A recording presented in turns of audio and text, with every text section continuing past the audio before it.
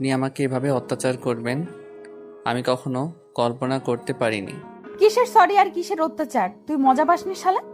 আমি তোকে নিয়ে এসেছি আমাকে মজা দেওয়ার জন্য, কিন্তু মজা দিতে পারলি না, নিজে মজা নিলি। আমি গ্রাম থেকে এসেছি, আপনারা শহরের মেয়েরা যে এত বজ্জাত, এত খারাপ, এত লজ্জাহীন আমি শুনেছি। আজকে আমি এর প্রমাণ পেলাম। আমাকে যেতে দেন, আমাকে আর অত্যাচার করবেন না। তোকে এখন আমি যেতে দিব এটা ভাবলি কি করে? তোকে 7 দিন খাবো, তারপর এখান থেকে যেতে দেবো, বুঝছিস? তার আগে তো নাই। দেখেন আপু, আপনি আমার সাথে এরকমটা করবেন না। আমি আপনার হাত জোর করে বলেছি আমাকে যেতে দেন এখান থেকে, আমার প্রচুর ভয় করতেছে। তুই হিজড়া নাকি? তুই একটা ছেলে, আমি একটা মেয়ে। কোথায় আমার ভয় পাওয়ার কথা? সেখানে আমি তোকে খাচ্ছি আর তুই আমাকে স্পর্শ ঠিক মতো করতে পারতেছিস না। এটা কোনো কথা? তুই হিজড়া নাকি রে? দেখেন, আমি গ্রাম থেকে এসেছি, আমার বাবা অনেক আশা করে আমাকে শহরে পাঠিয়েছে। আমি ভালোভাবে লেখাপড়া শেষ করে ভালো একটা জব করব, তাদের মুখে হাসি ফুটাবো। আপনি আমাকে প্লিজ যেতে দেন। তুই কোথাও যেতে পারবি না। 7 দিন তোকে খাবো, নিজের ইচ্ছা মতো খেলবো, তারপর তোকে এখান থেকে যেতে দেব, তার আগে না। এই সময় গেট বন্ধ করে দে আর তালা লাগিয়ে দে।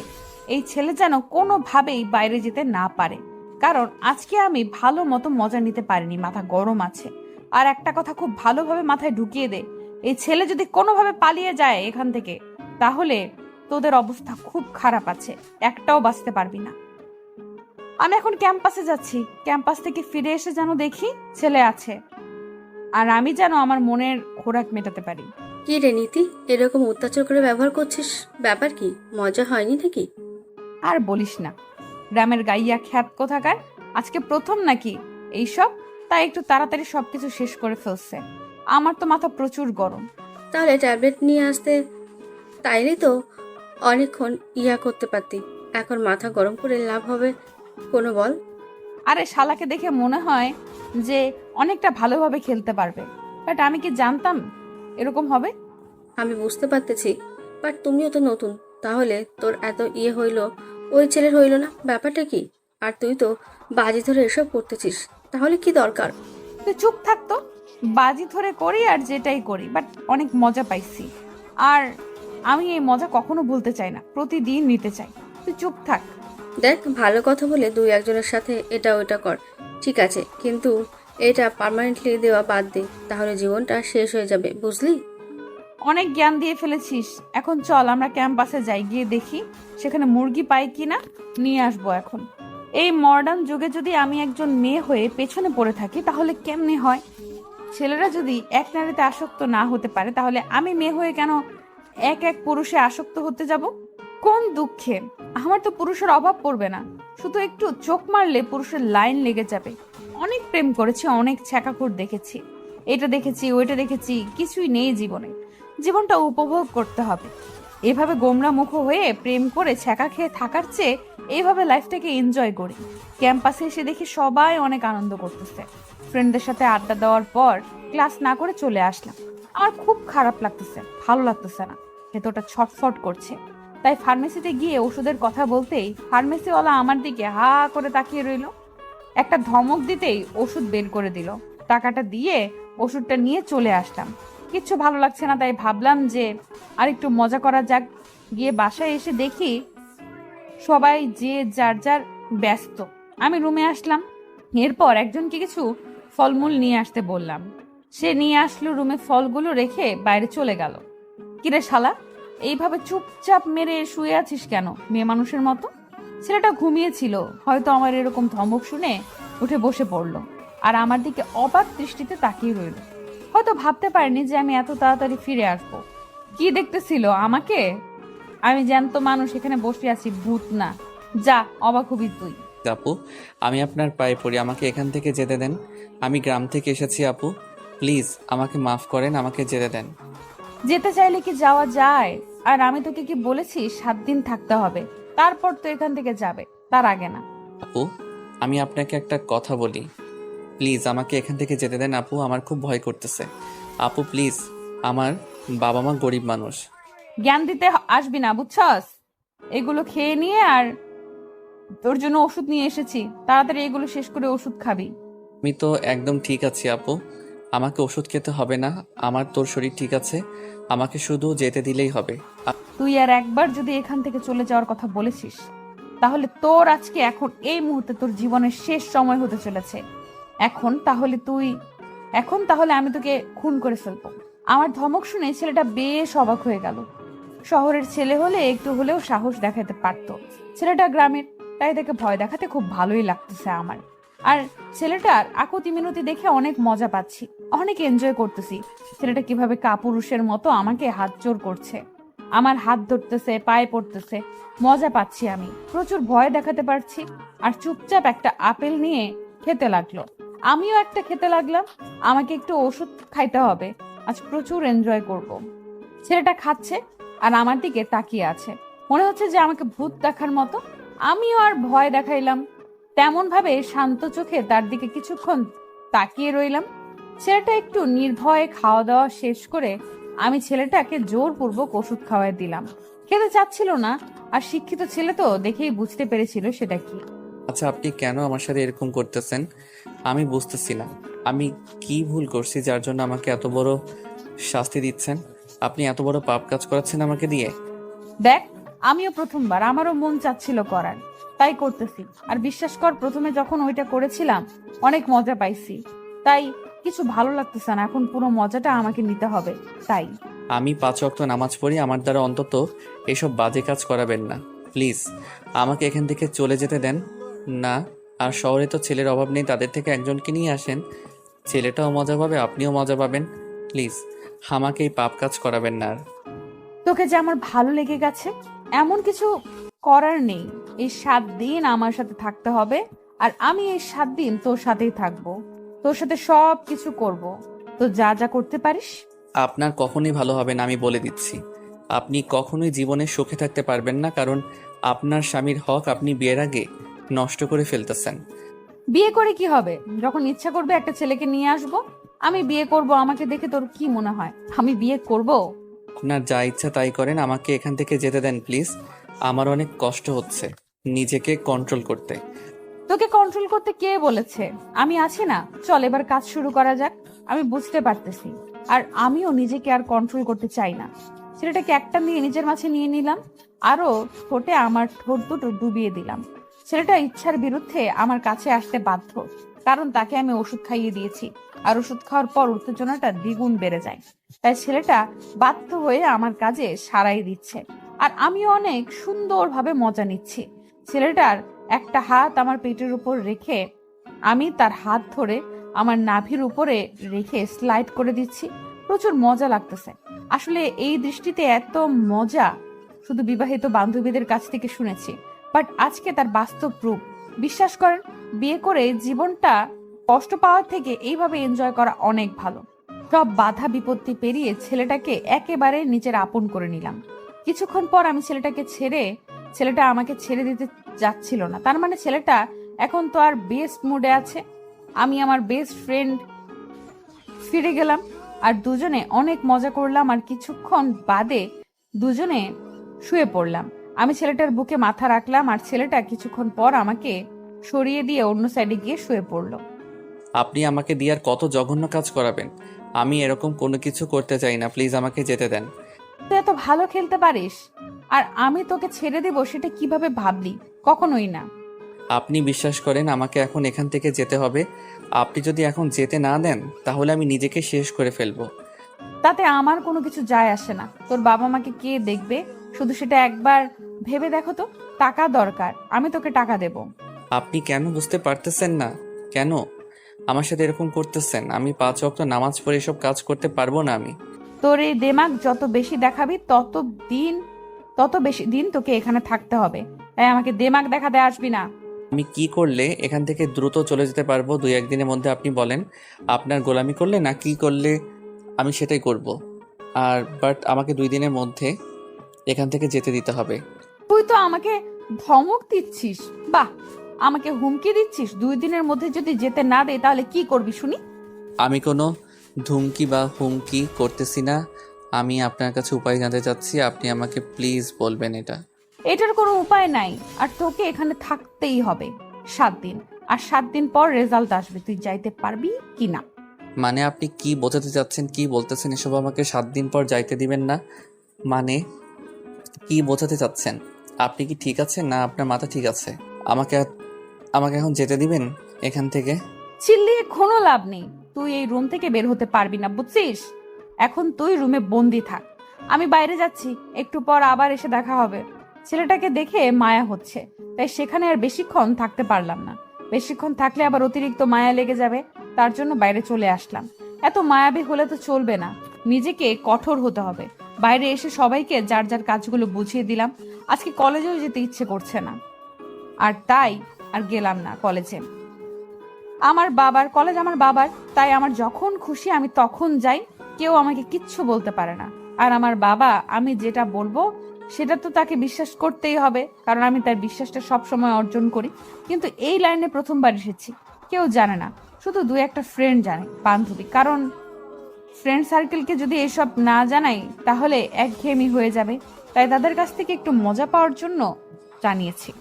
শুনলাম তুই নাকি ইদানিং খুব খোরাক মেটাচ্ছিস নিজের। তোর কি হয়েছে? তোর লাগবে চলে আয় আমার বাসায়, তোকেও নিয়ে মজা করব। তোকে দেখে আমার মেয়ে মনে হয় না, বুঝছিস? তোকে দেখে আমার ছেলে মনে হয়। তাই তোর কাছে আমি যাব এটা ভাবলে কি করে? আর তোকে দেখে আমার হিজড়া মনে হয়, বুঝছিস? তোদের তো কোনো কিছু হবে না, তোমাদের তো কোনো কিছু হবে না, তাই তুই চুপচাপ থাক। এসব কথা বাদ দিবি? নিজেদের মধ্যে এত ঝগড়া করার কি আছে? আর তুই যেটা করছিস একটু ভেবেচিন্তে করিস, এটা কিন্তু মোটেও ঠিক হচ্ছে না। এখন তুই আমাকে জ্ঞান দিবি, তাই তো? আচ্ছা, তোর যত জ্ঞান দেওয়ার ইচ্ছে দিতে থাক, তাতে আমার কি? আমি তোকে জ্ঞান দিচ্ছি না, একজন বন্ধু হিসেবে তোকে যেটা আমার বোঝানো উচিত আমি তোকে শুধু সেটাই বোঝাচ্ছি। বিশ্বাস কর, অনেক মজা করছি। আর তুই চাইলে ট্রাই করে দেখতে পারিস কোনো একটা ছেলের সাথে। আমার লাগবে না, বিয়ে করব, স্বামীর সাথে সবকিছু করব, তখন মজাটা আরো অনেক বেশি পাবো। তখনও খোলামেলা ভাবে যা খুশি তাই করতে পারবো, কেউ কিছু বলতে পারবে না। কিন্তু এখন তোর মনে একটু ভয় আছে। তুই ভালো করে জানিস আমি কখনো ভয় পাই না। আর আমি তো খোলামেলা করতেছি, বাসায় নিয়ে এসেছি, সেখানে খাচ্ছি, ভালোই মজা পাচ্ছি। দেখ দোষ, ছেলেটার জীবনটা নষ্ট করতে তুই পারিস না, তাই না? আমি একটা ছেলে, হয়তো ছেলের মর্মটা বুঝতে পারতেছি। তাহলে তুই চলে আয়, আমি ছেলেটাকে ছেড়ে দিচ্ছি, তোর সাথে কয়েকদিন এনজয় করি। তোর কি হয়েছে বল? তোর এত পরিবর্তন, তোর মাঝে তো আগের এরকম ছিল না, তাহলে হঠাৎ করে এত পরিবর্তন? আমি লাইফটাকে এনজয় করতে চাই, বুঝছিস?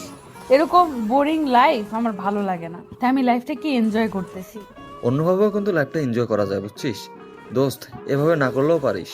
আশিস একদম ঠিক কথা বলেছে, এইভাবে না করে অন্যভাবে করতে পারিস। আর বিয়ে কর, যদি এসব করে জীবনটা মজা দিতে চাস তাহলে বিয়ে কর, স্বামীর সাথে সবকিছু কর। আমি বিয়ে করব না, আমি এইভাবেই একটার পর একটা ছেলের সাথে মজা করব, তাতে ছেলেরাও মজা পাবে আর আমিও মজা পাইলাম। দেখ, তাহলে তোর জীবন কখনো সুখ আসবে না, বুঝেছিস? এমন এক সময় এমন ধোকা খাবি, সারা জীবন পস্তাবি। তাই বলতেছি, একটা সুন্দর ছেলে দেখে বিয়ে কর, তার সাথে সবকিছু করতে থাক। আঙ্কেলরাও খুশি, তুইও খুশি, আমরা সবাই খুশি। তোদের এইসব কথা না আমার একদম শুনতে ভালো লাগতেছে না। আমি এখন বাসায় যাচ্ছি, তোরা থাক। কথাটা বলে সেখান থেকে চলে আসলাম। ভালো লাগতেছে না ফ্রেন্ডদের সাথে আড্ডা দিতে। গেলাম কই একটু আমাকে নিয়ে মজা করবে, সেটা না করে তারা আমাকে জ্ঞান দিচ্ছে। এসব শুনতে ভালো লাগে কার? মাথা গরম হয়ে গেল। বাসায় চলে আসলাম। বাসায় এসে দেখি আব্বুকে দেখে তো আমি অবাক হয়ে গেলাম। আব্বু আবার এই সময় বাসায় কি করতেছে? ছেলেটাকে একবার দেখে ফেললে তো ঝামেলা দ্বিগুণ হয়ে যাবে। আমি কোনো কথা না বলে চুপচাপ সোজা গিয়ে আব্বুকে জড়িয়ে ধরলাম। তার খোঁজ খবর নিলাম, দেখলাম সে হাসি খুশি, সবকিছু আগের মতোই কথা বলতেছে। তার মানে এখনো আব্বু বুঝতে পারেনি। আমি তাড়াতাড়ি উপরে আসলাম। উপরে এসে দেখি ছেলেটা রুমের ভেতরে নাই। আমার তো এখন ভয় লাগা শুরু হয়ে গিয়েছে। আব্বু কি এ বিষয়ে কোনো কিছু শুনতে পেরেছে, তাই বাসায় এসেছে? নাকি সুমাইয়া আব্বুকে কিছু বলে দিয়েছে? মাথা কাজ করতেছে না, কি করব না করব। ছেলেটা গেল কোথায়? আঙ্কেল, আমার কাজগুলো শেষ হয়ে গিয়েছে, এখন কি আমি একটু যাইতে পারি? আরে বাবা, কি বলো? নাস্তা করব, তারপর রুমের ভেতরে যাও। তোমাকে দেখে মনে হচ্ছে কতক্ষণ থেকে কিছু খাও না, চোখ মুখ শুকিয়ে গিয়েছে। আমি ঠিক আছে, একটু আগে খাইলাম, এখন খাইতে ইচ্ছা করতেছে না, আমি একটু রুমে গিয়ে বিশ্রাম করি। আচ্ছা, তাহলে রুমে যাও। তোমার বউ রুমে পৌঁছে গিয়েছে অলরেডি, তোমাকে দেখতে না পেয়ে টেনশন করবে। রুমে গিয়ে দেখো কি করে। তেমন কোনো কিছু করবে না, হয়তো বিশ্রাম করতেছে। বাইরে থেকে আসলো, একটু ফ্রেশ হোক, আমি একটু পরেই যাই। তুমি আমার মাকে চেনো না, তাড়াতাড়ি রুমের ভিতরে যাও, না হলে আবার চিল্লাচিল্লি শুরু করবে। আঙ্কেল কি যে বলেন না, আমার সাথে কখনো খারাপ ব্যবহার করে না, আমি যেটা বলি সেটাই শুনে চলে। তাহলে তো ভালো হয়েছে, আমার মেয়েটা একটু সুবুদ্ধি হয়েছে। যাই হোক, তোমার মতো একটা ছেলেকে বিয়ে করেছে, আমি এটা শুনে অনেক খুশি হলাম, কারণ তুমি অনেক বোঝো। আরে আঙ্কেল লজ্জা দিচ্ছেন কেন? যাই দেখি আপনার মেয়ে কি করে, তারপর আপনার সাথে এসে জমিয়ে আড্ডা দেব। কথাটা বলে রুমে আসলাম। আসলে আমি এখানে একটা মাস্টার মাইন্ড গেম খেলে ফেলেছি। উনি যখন বাইরে গিয়েছে, আমি একজন গার্ডকে অনুরোধ করে ওনার সম্পর্কে সব কিছু শুনেছি। মেয়েটা নাকি আগে অনেক ভালো ছিল, ভদ্র ছিল, কোনো ছেলে বন্ধু ছিল না। হঠাৎ করে নাকি তার পরিবর্তন হয়ে গিয়েছে, সেটা কেউ জানে না। আর ওনার বাবা থাকে দেশের বাইরে। তারপর আমি ম্যাডাম সাহেবার বাবার নাম্বার ম্যানেজ করে তাকে ফোন দিয়ে সব কিছু খুলে বলেছিলাম। আর উনি সাথে সাথেই বাসায় চলে এসেছে। নিজের ফ্লাইট আছে, সব কিছু নিজস্ব, অনেক বড়লোক মিলিয়নিয়ার। আর বাসায় আসার পর আমার সাথে অনেক কথা বলছে। আর ওনার কথা শুনে মনে হলো যে ওনার একটু সমস্যা আছে। রুমের ভিতর প্রবেশ করে দেখি মেয়েটা বিছানার উপর শুয়ে আছে। এসে ড্রেস অবধি পরিবর্তন করেনি, যেমন অবস্থায় বাইরে থেকে এসেছে সে অবস্থায় বিছানায় শুয়ে আছে। আর আমাকে দেখে চোখ বড় বড় করে তাকিয়ে রইল, আর অবাক দৃষ্টিতে এক নজরে আমার দিকে তাকিয়ে আছে। আর উঠে দাঁড়িয়ে পড়লো আমাকে দেখে, তারপর আমার কাছে এসে আমাকে ঠাস করে একটা থাপ্পড় মারলো। আমি কিছু না বলে চুপচাপ বিছানায় শুয়ে পড়লাম। আমার এরকম ব্যবহার দেখে উনি অবাকের উপর অবাক হচ্ছে, তাতে আমার কি? আমি চুপচাপ বিছানায় শুয়ে কাঁথা গায়ে দিলাম। কি হলো? কিছু করতেছেন না যে? অনেকক্ষণ তো হলো। রুমের ভেতর আসলাম, শুরু করেন। ছোট লোকের বাচ্চা, তুই কোথায় গেছিস? আর তোকে আমি রুমের ভেতর থাকতে বলেছি, রুমের বাইরে যেতে বলেছি তোকে আমি? আসলে ম্যাডাম গোসল করে একটু বাইরে গিয়েছিলাম। কুত্তার বাচ্চা, আমি তোকে বলেছিলাম যে তুই রুমের বাইরে বের হবি না, তার মানে তুই রুমের ভেতরে থাকবি। রুমের বাইরে যাওয়ার নিষেধ ছিল তো, তাই না? দেখেন ম্যাডাম, আমাকে অন্তত কোনো পশু পাখির বাচ্চা বলে তুলনা করবেন না। আমি একজন মানুষের বাচ্চা, মানুষের মতো গালি দেন। তোর সাহস বেড়ে গিয়েছে, তুই মুখের উপর তর্ক করছিস, তাই না? কুত্তার বাচ্চা, তুই যদি আর একটা তর্ক করেছিস আমার সাথে না। আপনার বাবা কিন্তু বাসায় আছে, তাই আমি চাচ্ছি না এখানে চিল্লাচিল্লি করতে। আপনার বাবা শুনলে আপনার কিছু থাকবে না। তার মানে তুই আমার বাবার সাথে কথা বলেছিস আর এইসব কিছু বলেছিস নাকি কুত্তার বাচ্চা? দেখেন আপনি আবার রেগে যাচ্ছেন, এটা কিন্তু মোটেও ঠিক না, আপনার স্বাস্থ্যের জন্য ক্ষতি। আপনি প্লিজ নিজেকে শান্ত করুন, কন্ট্রোল করুন, আর ফ্রেশ হয়ে এসে বসেন, সব কিছু বলতেছি। তোকে আমি খেয়ে ফেলবো, এক্ষুনি বল কি কথা হয়েছে আমার বাবার সাথে তোর? আর তুই আমার বাবার সাথে কথা বলার স্পর্ধা দেখিয়েছিস কি হিসাবে? তোকে আমি খুন করে ফেলবো। আপনার ভালোর জন্য আমি ওনার সাথে কথা বলেছি। এখন যদি আপনি আপনার ভালোটা বুঝতে না পারেন, তাহলে তো আমার কোনো কিছু যায় আসে না। আমি এখান থেকে চলে যাচ্ছি। এখন কিন্তু আমি চাইলে চলে যেতে পারবো, আপনি আমার কোনো কিছু করতে পারবেন না, ভেবে দেখেন। এখন বল কি করতে হবে, আর তুই আমার বাবার সাথে কি কথা বলেছিস? তেমন কিছু না, শুধু বলেছি আপনি আমাকে জোর করে বিয়ে করে নিয়ে এসেছেন আর আমার সাথে সব কিছু করেছেন। আপনার নাকি বাচ্চা লাগবে, তাই আমাকে জোর করে বিয়ে করেছেন। কুত্তার বাচ্চা, তোকে আমি এসব বলতে বলেছি? আমি তোকে বিয়ে করেছি তাই না? বড়লোক হওয়ার ধান্দা তো ভালোই পাইছিস। তুই এখনই আমার বাসা থেকে চলে যাবি। আমি তো এটা শোনার জন্যই অপেক্ষা করতেছিলাম যে কখন আপনি আমাকে এখান থেকে চলে যেতে বলেন, আর আমি এখান থেকে চলে যাই। আপনি ভালো থাকবেন, টাটা, বাই বাই। কুত্তার বাচ্চা, আমার স্বামী হওয়ার খুব শখ তাই না? দাঁড়া, তোকে আমি এক্ষুনি বিয়ে করতেছি, খুব শখ। তোর শখ আমি মেটাচ্ছি, ওয়েট কর, তারপর দেখ তোর কি হয়, তোর সাথে কি হয়। আমি আপনার বাবাকে শুধু বলেছি আমাদের মাঝে বিয়ে হয়েছে আর কয়েকদিন পর আপনি আমাকে ডিভোর্স দেবেন, এটাই। তাছাড়া আমি আপনার বাবার সাথে আর কোনো কথা বলিনি। আপনি আমাকে প্লিজ এখান থেকে যেতে দেন, না হলে আমি সিন ক্রিয়েট করতে বাধ্য হব।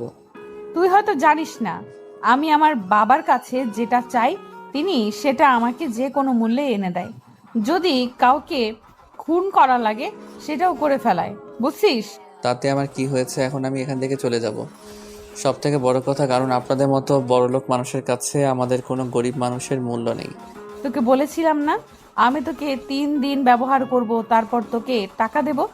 তুই এখান থেকে চলে যাবি চুপচাপ, এর আগে একটাও কথা বলবি না। আপনি টাকা দিয়ে অন্য ছেলেদের কিনে নিয়ে আসেন, আমাকে না। আমি এখন এখান থেকে চলে যাব। রক্তিমকে মিতু আর কোনো কথা বলতে দিল না। রক্তিমকে এক ধাক্কা দিয়ে বিছানার উপর শুইয়ে দিল। মিতু তার উপর শুয়ে পড়ল এবং রক্তিমের ঠোঁটে ঠোঁট দুটো মিতু নিজের ঠোঁটের আয়ত্তে নিয়ে এলো এবং বসিয়ে দিল। রক্তিম শুধু শব্দ করতেছে আর নড়াচড়া করতেছে ব্যথার কারণে, কিন্তু মুখ খুলে কোনো কিছু বলতে পারতেছে না। মিতু তারপর নিজের ঠোঁট দুটো সরিয়ে রক্তিমের গলায় বসিয়ে দিল। রক্তিম ছেলে মানুষ, তার কারণে লজ্জা চিলিয়ে উঠতে পারল না, কারণ বাইরের সবাই জানে তাদের বিয়ে হয়ে গিয়েছে। রক্তিম অসহায়ের মতো সব অত্যাচার সহ্য করতে লাগলো। কোথায় সে ছোটবেলা থেকে শুনে এসেছে একজন ছেলে একটা মেয়েকে অত্যাচার করে, তাকে নানা ধরনের নির্যাতন করে, কিন্তু আজকে সে তার উল্টো প্রতিবেদন দেখতেছে, তাও আবার তার সাথেই হচ্ছে এটা। রক্তিম লজ্জার কারণে কোনো কিছু বলতে পারতেছে না, আবার শব্দ করতে পারতেছে না। আর এখন যদি এখানে চিল্লাচিল্লি করে, বাইরে থেকে লোকে আসবে আর তাকে নিয়ে আরো হাসা ঠাট্টা করবে। আর এদিকে মিতু তার চাহিদা মেটানোর জন্য ব্যস্ত হয়ে গেল। আর একটু পর রক্তিম নিজেকে আর কন্ট্রোল করতে পারল না, পাগল হয়ে গেল মিতুর ভালোবাসায়। আর মিতুর ফিগারে বেশ কিছুক্ষণ পর রক্তিমকে ছেড়ে দিয়ে মিতু আবার এক সাইডে শুয়ে পড়ে। আর রক্তিম এর দিকে মায়াবী দৃষ্টিতে তাকিয়ে রইল। মিতু নিজেই জানে না কেন এরকম করতেছে। কেন আপনি এরকম করতেছেন? কেন নিজের জীবনটা এইভাবে শেষ করতে চান বলেন তো আমাকে। জ্ঞান দিতে আসবি না। আমার যেটা খুশি আমি সেটাই করব। তুই চুপচাপ, আমি যেটা বলবো সেটাই করবি। আপনার কিন্তু বোঝার বয়স হয়েছে, এসব করা কিন্তু মোটেও ঠিক হচ্ছে না। আমরা মুসলিম, আমাদের পরপরে হিসাব দিতে হবে। আপনি প্লিজ একটা বিয়ে করেন আর বৈধভাবে এসব করেন, অনেক মজা পাবেন। এখন চুপচাপ এখানে ঘুমিয়ে থাক, আমাকে ঘুমাতে দে, ঘুম পাচ্ছে আমার। আর কোনো কথা বলতে চাই না আমি। প্লিজ আমাকে এখান থেকে চলে যেতে দেন, আমার ভালো লাগতেছে না, আমার দম বন্ধ হয়ে আসতেছে। আমি কখনো এরকম রুমে বন্দি হয়ে থাকিনি। এখন আমার ঘুম পাচ্ছে, একদম ডিস্টার্ব করবি না। ঘুম থেকে উঠে তোকে নিয়ে করতে বাইরে যাব, রাতে সাহস করে দেখাবো, অনেক মজা পাবি। এখন চুপচাপ ঘুমিয়ে পড়। কেন আপনি আমার সাথে এরকম অত্যাচারমূলক ব্যবহার করতেছেন? আমি কি ভুল করেছি? আমি শহরে এসেছি পড়াশোনা করার জন্য। তোকে পড়াশোনা করতে কে বারণ করেছে শুনি? তুই পড়াশোনা কর, বাট আমার সাথে তোকে থাকতে হবে। আমি এখন আমার ক্যাম্পাসটা পছন্দ করে দেখতে পেলাম না, আর আপনি বলতেছেন আমি পড়াশোনা করব? আমি প্রথম দিন এসে কত ইচ্ছা ছিল যে আমি সবার সাথে পরিচয় হব। নতুন শহরে এসেছি, নতুন ভার্সিটি, নতুন ক্যাম্পাস, অনেক জমি আড্ডা দেব, কিন্তু আপনি আমার সব কিছু ধূলিসাৎ করে দিলেন। আচ্ছা, তোকে আমি কালকে তোর ক্যাম্পাসে নিয়ে যাব। এখন বল, কারমাইকেল কলেজ নাকি বেগম রোকেয়া বিশ্ববিদ্যালয়ে আছিস তুই? আমি বেগম রোকেয়া বিশ্ববিদ্যালয় ইকোনমিক ডিপার্টমেন্টের। আচ্ছা, তাহলে এখন চুপচাপ আমাকে ঘুমাতে দে। আর তুই না ঘুমালে যা খুশি তাই কর, কিন্তু রুম থেকে বেরিয়ে যাবি না, রাতে ঘুরতে যাব। আমার ভালো লাগতেছে না কিছু, আমাকে এখান থেকে যেতে দিচ্ছেন না। কিসের জন্য আমি এবার কিন্তু কান্না করব? তোর যা ইচ্ছা তুই তাই করতে পারিস, আমি তোকে কিছু বলতেছি না। তোর ইচ্ছা, কিন্তু রুম থেকে বেরিয়ে যাবি না। কথাটা বলে মিতু ঘুমিয়ে পড়া ভান করে শুয়ে রইল। আর মিতুর একটু ক্লান্তি লাগতাছে, তার জন্য সে একটু ঘুমানোর চেষ্টা করতেছে। আর এদিকে রক্তিম বেচারা কি করবে না করবে বুঝতেই পারতেছে না। মিতুকে বোঝানোর চেষ্টা করতেছে, কিন্তু মিতু কোনোভাবেই বোঝার চেষ্টা করতেছে না। তারপর রক্তিম চুপচাপ চোখ দুটো বন্ধ করে ভাবতে লাগলো। তার বাবা মার স্বপ্ন, তার ইচ্ছা সবকিছু শেষ হয়ে যাচ্ছে দিনের পর দিন। কেন যে সে এ শহরে আসলো আর কেন যে এই মেয়ের হাতে পড়লো, সেটা ভাবতেই খুব খারাপ লাগছে রক্তিমের। রক্তিম সাদামাটা একটা ছেলে, গ্রাম থেকে এসেছে, শহরে কিছু বোঝে না, আর হুট করে এসে মিতুর পাল্লায় পড়ে সব কিছু তার ওলটপালট হয়ে যাচ্ছে। এসব ভাবতে ভাবতে রক্তিম আর মিতু দুজনেই ঘুমিয়ে পড়েছে। তারা নিজেই বুঝতে পারেনি আর সন্ধ্যা সময় আশিস আর সোমাইয়া দুজনে ক্যাম্পাসে আড্ডা দেওয়ার জন্য বেরিয়ে পড়েছে। তারা দুজনে মিতুকে অনেকবার ফোন করেছিল, কিন্তু আমি তোর ফোন ধরবে কি মিতু ঘুমিয়ে পড়েছে, তাই তারা বিরক্ত হয়ে আমাকে ফোন দেওয়া অফ করে দিল। সুমাইয়া এবং আশিস দুজনে ক্যাম্পাসে হাঁটাহাঁটি করে আড্ডা দিচ্ছে। আজকে তাদের অনেক খারাপ লাগছে, কারণ এখানে যদি মিতু থাকতো তাহলে তাদের সাথে কত মজা হতো, কিন্তু মিতুকে ছাড়া তারা দুজন যেন প্রাণহীন একটা মানবের মতো। তোর কি মনে হয় মিতু যে কাজটা করতেছে ওই ছেলেটার সাথে, সেটা কি মোটেও ঠিক করতেছে? দেখ, আমিও তো কত করে বোঝানোর চেষ্টা করলাম, কিন্তু আমার কথা সে কানে নিল না। আমার মাথায় কোনো কিছু আসতেছে না যে এটার কিছু একটা করা উচিত, না হলে এভাবে চলতে থাকলে তো মিতু একসময় নষ্ট হয়ে যাবে। কিন্তু আমাদের একটা ভালো ফ্রেন্ড। তোর সাথে তো পরিচয় হয়েছে 3-4 বছর হলো, কিন্তু আমি ছোট থেকে ওর সাথে বড় হয়ে গেছি, একেবারে একসাথে বড় হয়েছি। আমি তো বুঝতে পারছি। যখন তোকে এই কথাগুলো বলেছিল তখন তুই ওকে যদি মানা করতি বা কোনো কিছুর ভয় দেখাইতি তাহলে হয়তো আজকে এরকম হতো না। তাতে মনে হয় কাজ হইতো। তুই যেভাবে বলতেছিস কোনো কাজ হইতো না, বুঝেছিস? এখন চুপচাপ থাকতো। মাথা ব্যথা করছে, এসব নিয়ে আর টেনশন করতে ইচ্ছা করছে না আমার। আচ্ছা চল ওইদিকে গিয়ে কোনো কিছু খেয়ে তারপর বাসায় চলে যাব। আমারও ভালো লাগতেছে না, ঘুম পাচ্ছে প্রচুর আমার। আচ্ছা, আর তোর সাথে আমার কিছু পার্সোনাল কথা আছে, বলবো বলবো করে কখনোই বলা হয়নি। তাহলে এখন বল, সমস্যা কি? এখন তো আমরা দুজনে এখানেই আছি, আর কেউ তো নেই। আর মৃত্যু থাকলে তো অকট লাগতো, তাহলে বলে দে। আজকে বলবো না, অন্য একদিন বলবো। আজকে ইচ্ছা করছে না, ওই রকম মন মেজাজ ভালো না যে বলবো পরে কোনো একদিন। আরে বল, সমস্যা নেই। আমার অত কিছু ভালো লাগতেছে না, তোর কথা শুনে যদি মন ভালো হয়ে যায় বল, সমস্যা নেই, কেউ তো নেই। বাদ দে এসব কথা, পরে কোনোদিন বলবো। আজ ভালো লাগছে না আমার। চল এখন কিছু খেয়ে তারপর বাসায় চলে যাব। তাহলে কি আর করা, চল তাড়াতাড়ি। আমারও খুব ক্ষুধা লাগছে, আজকের ট্রিটটা দিবি। আমার কাছে কোনো টাকা নেই, আজকে আমি কোনো টাকা নিয়ে বের হইনি, তোর টাকাই খাবো তার জন্য। আচ্ছা চল, আমার কাছে কিছু টাকা আছে, সেটা দিয়ে তোকে খাওয়াবো, সমস্যা নেই। পরে কিন্তু তুই আমাকে খাওয়াবি। সেটা পরে দেখা যাবে, এখন চল তো, বকবক করতে ইচ্ছে করছে না আমার। সুমাইয়া আশিসকে পছন্দ করে আর আশিস সুমাইয়াকে পছন্দ করে, কিন্তু মুখ ফুটে কেউ কাউকে বলবে এই সাহসটা দুজনেই কারোর হয়ে ওঠেনি এখনো পর্যন্ত। আর এই বিষয়টা মিতু একটু খেয়াল করেছিল, কিন্তু পরে ভেবেছে ফ্রেন্ড তাদের মাঝে একটু হালকা পাতলা হয়তো ভালো লাগতেই পারে, বাট এটা নিয়ে বেশি কথা বলেনি মিতু। আর আজকে সুমাইয়া ভাবলো যে আশিসকে কথাটা বলে দিলে ভালো হয়, বাট পরে আর সাহস হয়ে উঠলো না যে আশিস কি বলবে, তার জন্য আশিস কিনা বলে এখন সেখানে চলে যাচ্ছে। আর এদিকে হুট করে মিতুর ঘুম ভেঙে গেল, আর ফোন হাতে নিয়ে দেখে সুমাইয়া আর আশিস তাকে অনেকবার ফোন করেছিল। ঘরের দিকে তাকিয়ে দেখে সন্ধ্যা পার হয়ে গিয়েছে, 7টা বাজে। মিতু ফোন ব্যাক না করে ফ্রেশ হওয়ার জন্য বাথরুমে গেল, তারপর ফ্রেশ হয়ে বেরিয়ে আসলো। এসে দেখে রক্তিম এখনো ঘুমিয়ে আছে। ঘুমন্ত অবস্থায় রক্তিমকে দেখতে পেয়ে মিতু আবারও তার উপর একটু দুর্বল হয়ে পড়ল। মিতু রক্তিমের কাছে এসে রক্তিমের ঠোঁটে নিজের ঠোঁট দুটো একটু স্পর্শ করে দিল, আর তখনই রক্তিম নড়াচড়া করে উঠল। মিতু এখান থেকে সরে গিয়ে আয়নার সামনে দাঁড়িয়ে পড়ল, আর মৃত্যুকে নতুন রূপ দেখে রক্তে একটু যেন জানি হয়ে গেল, বাট কোনো কিছু না বলে চুপচাপ সেখানেই চুপটি মেরে চোখ বন্ধ করে শুয়ে রইল রক্তিম। ঘুম হয়ে থাকলে এখন উঠে ফ্রেশ হয়ে নেন, আর এখন আমরা বাইরে যাব ঘোরার জন্য। রক্তিমের এরকম কথা শুনে অবাক হয়ে গেল মিতু, তার সাথে ভালো করে কথা বলতেছে এই ভাবতেই রক্তিম কেমন জানি শিউরে উঠল। তারপর রক্তিমের কোনো কথা না বলে চুপচাপ বাথরুমে গিয়ে ফ্রেশ হয়ে রেডি হয়ে নিল। তারপর ভালো লাগতেছে না, রুমে থাকতে আজকে দুদিন ধরে রুম থেকে বের হয় না, তাই রক্তিমের খুব খারাপ লাগতেছিল। আর মিতু কথাটা বলার সাথে সাথেই রক্তিম ফ্রেশ হয়ে সে রেডি হয়ে নিল। শোন, একটা কথা বলি তোকে, বাইরে নিয়ে যাচ্ছি, এটা ভাবিস না যে তুই ইচ্ছা করলে সেখান থেকে পালিয়ে যেতে পারবি। যদি এরকম ভুল করিস তাহলে তোর জীবন আজকে থাকবে না, কালকেই তোকে মাটির তলে থাকতে হবে। আপনি এসব কি আবল তাবল কথা বলতেছেন, আমি কিছু বুঝতেছি না। তোকে বুঝতে হবে না, শুধু একটা কথা মাথায় রাখবি, যদি পালানোর চেষ্টা করিস তাহলে তোর জীবন আজকেই শেষ হয়ে যাবে, কথাটা মাথায় রাখিস। ঠিক আছে ম্যাডাম, কথাটা মাথায় থাকবে। প্লিজ এখন একটু তাড়াতাড়ি চলো না, আমার মাথা প্রচুর ব্যথা করতেছে রুমে থাকতে থাকতে। তোকে দেখতে কিন্তু অনেক সুন্দর লাগতেছে, মানতেই হবে যে কোনো মেয়ে দেখলে তোর প্রেমে পড়ে যাবে। কি যে বলেন না ম্যাডাম, আপনাকে কিন্তু দেখতে অনেক সুন্দর লাগতেছে।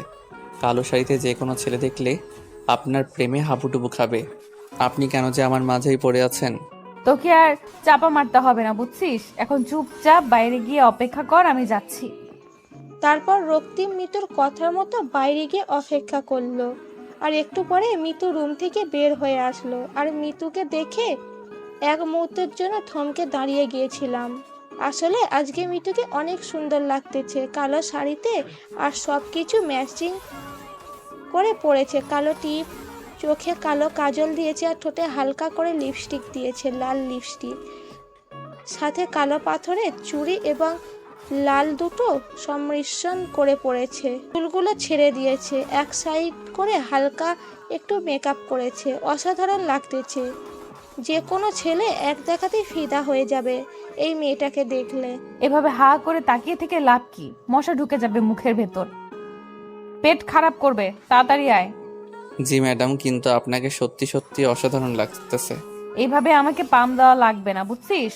অন্য মেয়েকে পাম দিস, তাহলে মজা লাগবে। অন্য মেয়ের আমাকে পাম দিতে হবে না। এখন চল। আসলে মানুষের সৌন্দর্যের গুণগান করলে উনি নিজেকে কি যেভাবে বুঝতে পারে না। তুই কি কোনোভাবে আমাকে রোস্ট করার চেষ্টা করতেছিস নাকি রে? তোর মতলব কি শুনি? আমার আবার কিসের মতলব থাকলে ম্যাডাম সাহেবা, চলেন। আমার সাথে এরকম ন্যাকামে করার চেষ্টা করবি না, বুঝছিস? তাহলে কিন্তু গাল আর গাল থাকবে না, একদম লাল হয়ে থাকবে সারা জীবনের জন্য। সরি ম্যাডাম, আমার ভুল হয়ে গেছে, মাফ করে দেবেন। আমি গরিব মানুষ, বুঝতে পারিনি, অতিরিক্ত কথা বলে ফেলেছি।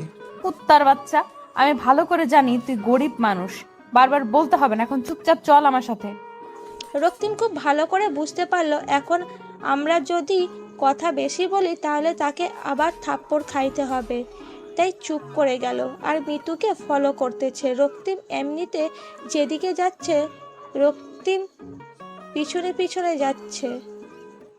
একটু পর মিতু গাড়ি বের করে নিল আর একদিন কোনো কথা না বললে চুপচাপ গাড়িতে গিয়ে বসে পড়লো, কারণ বেশি কথা বললে তাকে এখন মাইর খেতে হবে, তাই চুপ করে গিয়ে গাড়িতে বসে পড়লো।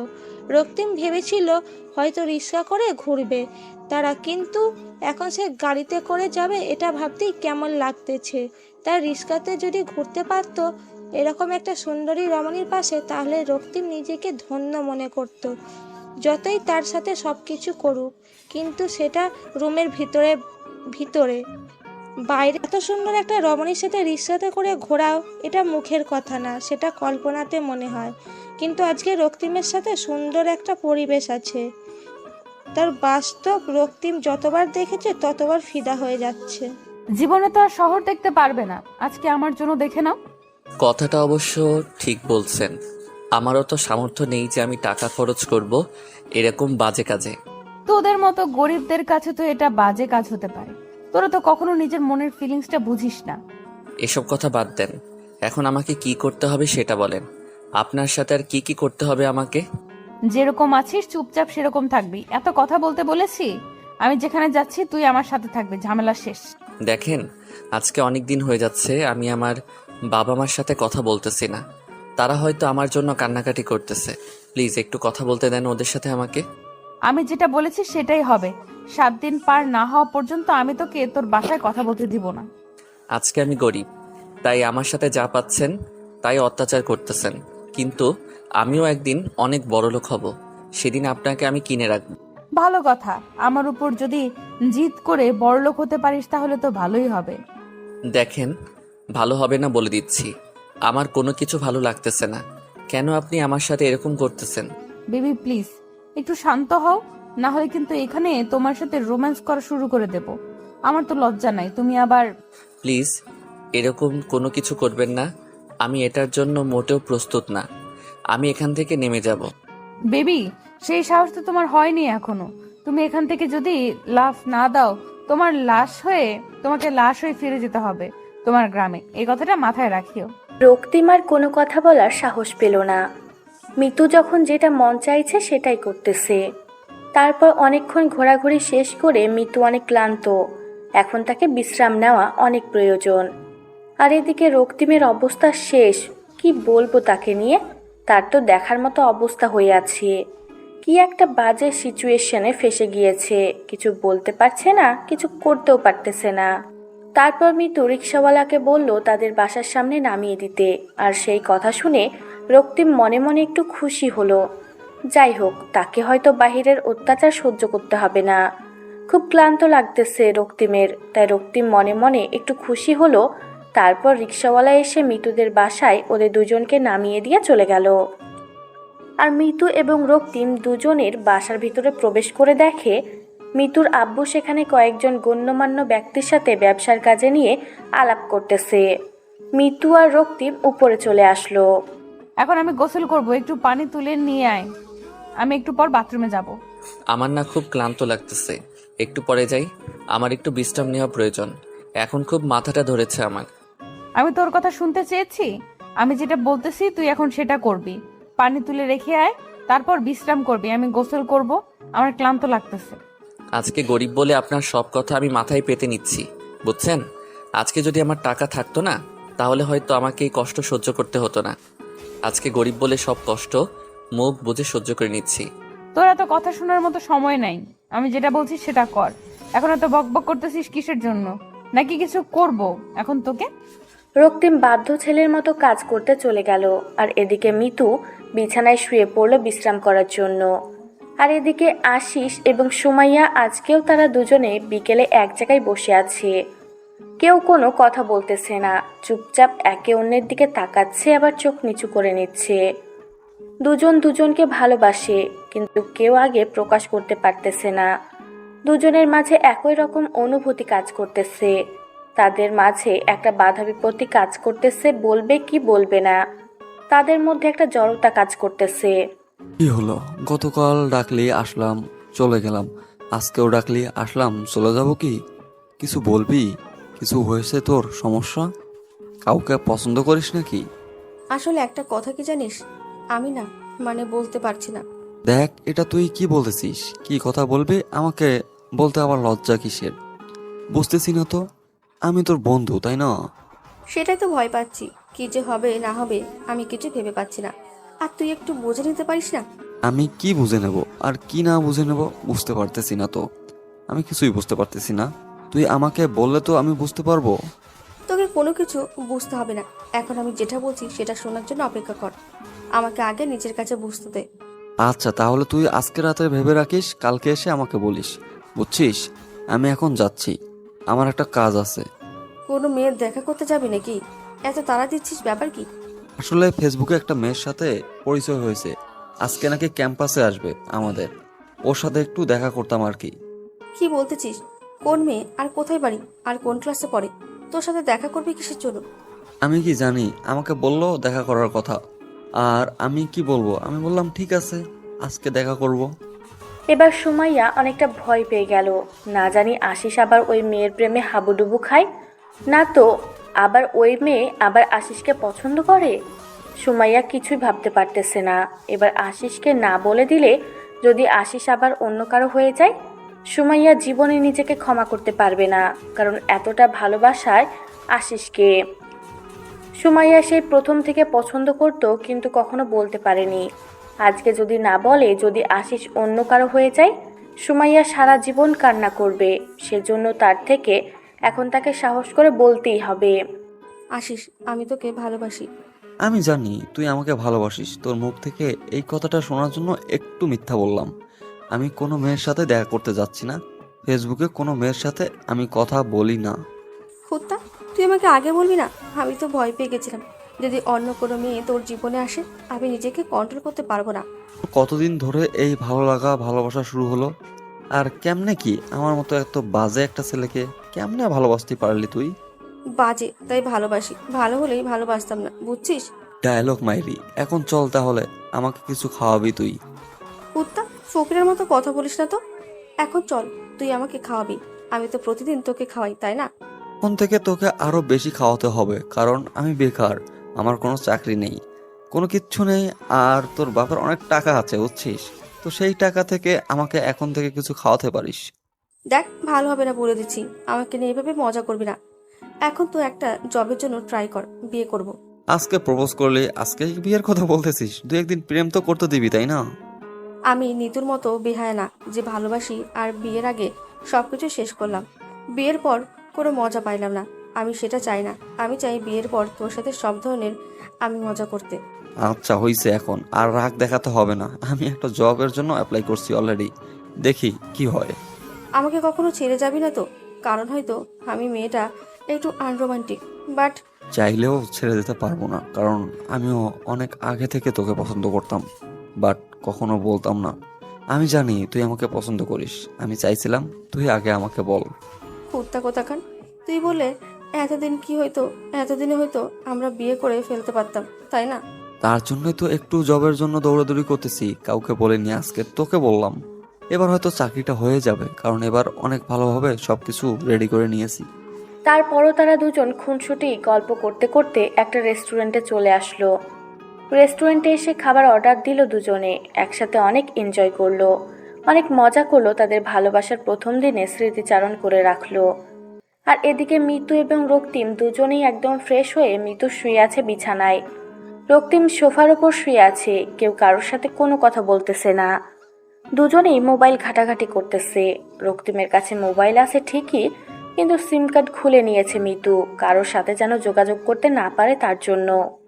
কি রে, কোন মেয়ের সাথে চ্যাটিং করতেছিস এত মন দিয়ে আর মুচকি মুচকি হাসি দিচ্ছিস? ব্যাপার কি? আসলে আমার স্কুল লাইফের বেস্ট ফ্রেন্ডের সাথে কথা বলতেছি। অনেক ভালো সম্পর্ক ছিল আমাদের। আমার বাসায় আছিস, আমার খাচ্ছিস, আমার পড়ছিস, আমার টাকায় ঘুরছিস, আর অন্য মেয়ের সাথে কথা বলবি কিসের জন্য? বলছি না এই 7 দিন কারোর সাথে কথা বলতে পারবি না তুই? মেয়েটার বিয়ে হয়ে গিয়েছে, তার সংসার জীবনের কিছু কথা আমার সাথে শেয়ার করতেছে। আমি তার সাথে প্রেম করতেছি না, বুঝেছেন? অন্যের সংসার জীবনের কথা শুনে তুই কি করবি? তুই কি তার সংসারে গিয়ে কাজ করে দিবি? আপনার মাঝে কোনো মনুষ্যত্ব আমি দেখতে পাচ্ছি না, বুঝতে পারছেন? আপনি কখনো মানুষ হতে পারবেন না। কুত্তার বাচ্চা, তোর কত বড় সাহস তুই আমাকে বলতেছিস আমি কখনো মানুষ হতে পারবো না? আমার বান্ধবীর সাথে আমি কথা বলতেছি, তার সংসার জীবন নিয়ে, তার সুখ দুঃখের কথাগুলো আমি শুনতেছি। তার হালকা লাগবে, কারণ সে আমার সাথে সব কথা শেয়ার করে। যা, ওর স্বামীর কাছে যা, তুই যা ওর স্বামীর সাথে সংসার কর। হয়তো আপনি কারো ভালো বন্ধু হতে পারেননি, তার জন্য আপনারই ভুল ধারণাটা, বুঝছেন? যদি সত্যি আপনি কারো ভালো বান্ধবী হতে পারতেন, তাহলে আপনার এই ভুল ধারণাটা থাকতো না। আজকে তো খুব বড় বড় কথা বলেছিস, ব্যাপার কি তোর? তোকে কি আমি এখন পিটাবো? আঙ্কেল কিন্তু বাসায় আছে, বুঝছেন? আর সাথে মেহমান আছে। আমি চাই না এখন কোনো সিন ক্রিয়েট করতে। তোকে এখন কোনো কিছুই বলবো না, রাত হোক তারপর দেখ আজকে তোকে আমি কি মজাই না দেখাই, তোকে যে কি পরিমাণ অত্যাচার করব আজকে। আপনি কত ছোট মনের মানুষ, বুঝছেন? আপনাকে আমি না দেখলে বুঝতেই পারতাম না আমার মতো একটা গরিব ছেলেকে তুলে নিয়ে এসে তার সাথে সবকিছুই করতেছেন। আপনি যদি ভালো মনের মানুষ হতেন, তাহলে এগুলো থেকে অনেকটা দূরে থাকতেন। আপনার যদি এসব করার ইচ্ছা থাকে, আপনার একটা মনের মানুষকে বিয়ে করেন, তার সাথে সারা জীবন সময় কাটান। দেখবেন যে আপনার জীবনের সেরা কিছু মুহূর্ত আপনার লাইফে চলে আসবে। এভাবে কিন্তু জীবন চলে না, বুঝছেন? আমাকে জ্ঞান দিতে আসবি না, বুঝছিস? তাহলে কিন্তু তোর ভালো হবে না, কথাটা মাথায় রাখিস। আমি খুব ভালোভাবে জানি আমার ভালো হবে না, তাই এসব বলতেছি। মিতু আর নিজেকে কন্ট্রোল করতে পারলো না, উঠে গিয়ে রক্তিমের ঠোঁট নিজের ঠোঁট দুটো বসিয়ে দিল।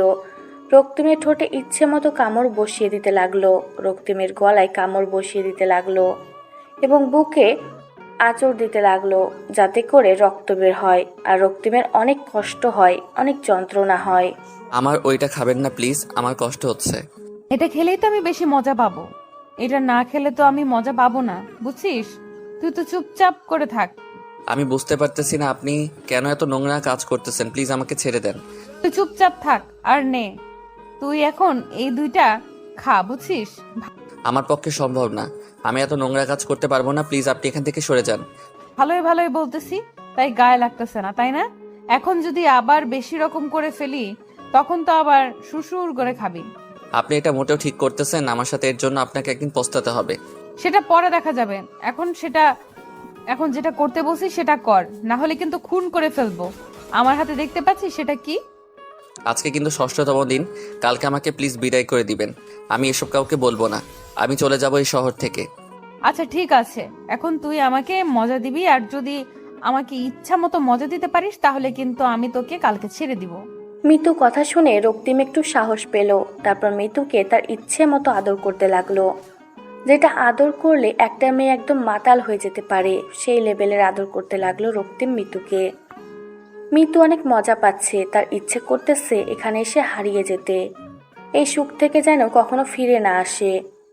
বেশ কিছুক্ষণ এভাবে তাদের রোম্যান্টিক মুহূর্ত পার করার পর রক্তিম মিতুকে ছেড়ে দিয়ে এক সাইডে গিয়ে বসে পড়লো আর চিন্তা করতে লাগলো যে কেন সে এত ভুল কাজ করতেছে। অনেক মজা হয়েছে জানিস, অনেক অনেক। আচ্ছা তাহলে এখন আমি একটু বাইরে যাব, আমার কিছু ভালো লাগতেছে না। তারপর কালকে আমাকে প্লিজ যেতে দিয়েন। সেটা কালকে দেখা যাবে, আর এখন কোথাও বাইরে যাওয়া যাবে না তোর। আপনি কিন্তু আমাকে কথা দিয়েছেন, আর কথা দিয়ে প্লিজ অন্তত কথাটা রাখবেন আপনি। তুই কি আমাকে বিয়ে করবি? তাহলে আজকে তোকে আমি বিয়ে করতেছি কাজী অফিসে, চল। এসব আপনি কি বলতেছেন? আমি পারবো না আপনাকে বিয়ে করতে। প্লিজ আমাকে ছেড়ে দেন, আমি এসবের মাঝে নেই। আমি তো তোকে বিয়ে করব, তোকে ছাড়া তো অন্য কাউকে বিয়ে করব না। চল কাজী অফিস। আমাকে মাফ করবেন আপু, আমি পারবো না আপনাকে বিয়ে করতে। আমাকে ছেড়ে দেন প্লিজ, আমার সাথে এরকম করবেন না, তাহলে আমি আত্মহত্যা করতে বাধ্য হব। আমি কি তোকে ভালোবাসি? তুই আত্মহত্যা করতে চাইলে চুপ হয়ে যাই। তুই আত্মহত্যা করতে চাইলে চুপ হয়ে যাব। তোর যেটা খুশি সেটাই করবি, বিয়ে করব তোকে, এটাই ফাইনাল কথা। কেন আপনি আমার সাথে এরকম করতেছেন? আমার কি দোষ ছিল? আমি বাসায় যাব, প্লিজ আমাকে যেতে দেন। আমাকে বিয়ে কর, তোর বাসায় রেখে আসবো, সত্যি আমি তোকে তোর বাসায় দিয়ে আসবো। না, আমি এটা করতে পারবো না, আমি আপনাকে বিয়ে করতে পারবো না, প্লিজ আমাকে যেতে দেন। কখনোই না। এখন যদি তুই যেতে চাস তাহলে আমি আব্বুকে বলে তোকে খুন করে সবকিছু ক্লিয়ার করতেছি, দাঁড়া। আমি বুঝতে পারতেছি না কেন আপনি আমার সাথে এরকম করতেছেন। আমি কি ভুল করেছি? আমি কি দোষ করেছি শুনি? আর একটা কথা যদি তুই আমার সাথে বলেছিস তাহলে কিন্তু তোর অবস্থা খুব খারাপ আছে। এখন যা, সুন্দরভাবে গোসল করে তারপর ফ্রেশ হয়ে রেডি হ, আমরা বিয়ে করতে যাচ্ছি। না, আমি এটা করতে পারবো না। আমাকে এখানে খুন করে ফেললেও আমি আপনাকে বিয়ে করব না, বিয়ে করব না, বিয়ে করব না। তোকে খুন না করে যদি তোর বাবা মাকে খুন করে তাহলে কি করবি বল? না মানে কি বোঝাতে যাচ্ছেন আপনি আমাকে? আমি তোর পরিবারের খোঁজ খবর নিয়েছি, বুঝছিস? তোর বাসা কোথায়, তুই কোথায় থেকে এসেছিস সবকিছু আমি জানি, তাই বেশি নাটক না করে এখন যা। রক্তিম এবার নিরুপায়, বড়লোকের মেয়ে খোঁজ খবর নিতে পারে এটাই স্বাভাবিক। এখন যদি তার ভুলের কারণে তার বাবা মার জীবন হারাতে হয় আর তাকে বেঁচে থাকতে হয়, সে কখনোই পারবে না। তার বাবা মাকে ছাড়া বেঁচে থাকতে তাই রক্তিমের ইচ্ছার বিরুদ্ধে গিয়ে গোসল করে ফ্রেশ হয়ে রেডি হতে লাগলো। আর এদিকে মিতু গোসল করে বউয়ের সাজে সাজতে লাগলো। সবাই জিজ্ঞেস করতেছে যে কেন এত সাজুগুজু করতেছে, বলতেছে সে এমনিতেই ঘুরতে যাবে। সবাইকে তো আগে থেকেই বলা আছে যে এই ছেলের সাথে কিছুদিন টাইম পাস করবে, তারপর ছেড়ে দিবে। কিন্তু তার আব্বু জানে তারা বিয়ে করেছে। এদিকে আশিস এবং সুমাইয়া দুজনে আজকে সকাল সকাল ঘুরতে বের হয়ে গিয়েছে। গতকাল তাদের সুন্দর একটা রিলেশনশিপ শুরু হয়ে গিয়েছে, তাই সকাল সকাল আজকে দুজনে অনেক সুন্দরভাবে সাজগোজ করে বেরিয়ে পড়েছে সারাদিন ঘোরাঘুরি করার জন্য, একে অন্যকে সময় দেওয়ার জন্য।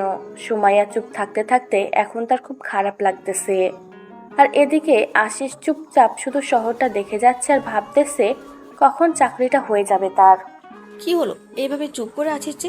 ব্যাপার কি? কোনো কথা বলছিস না? মন খারাপ? আরে না, মন খারাপ হবে কিসের জন্য, এমনি ভাবতেছি আর কি। সেই ভাবাটাই কি নিয়ে বুঝতেছি না তো। এরকম মুখ গোমরা করে বসে আছিস ঘুরতে বের হয়ে। ভালো লাগতেছে না কিছু। জবটা যে কবে হবে আর কবে যে তোকে নিজের করে নিতে পারবো সেটাই কল্পনা করতেছি। এত অধৈর্য হচ্ছিস কিসের জন্য? ধৈর্য ধর, আমি তো আছি, তোকে ছাড়া কোথাও যাব না।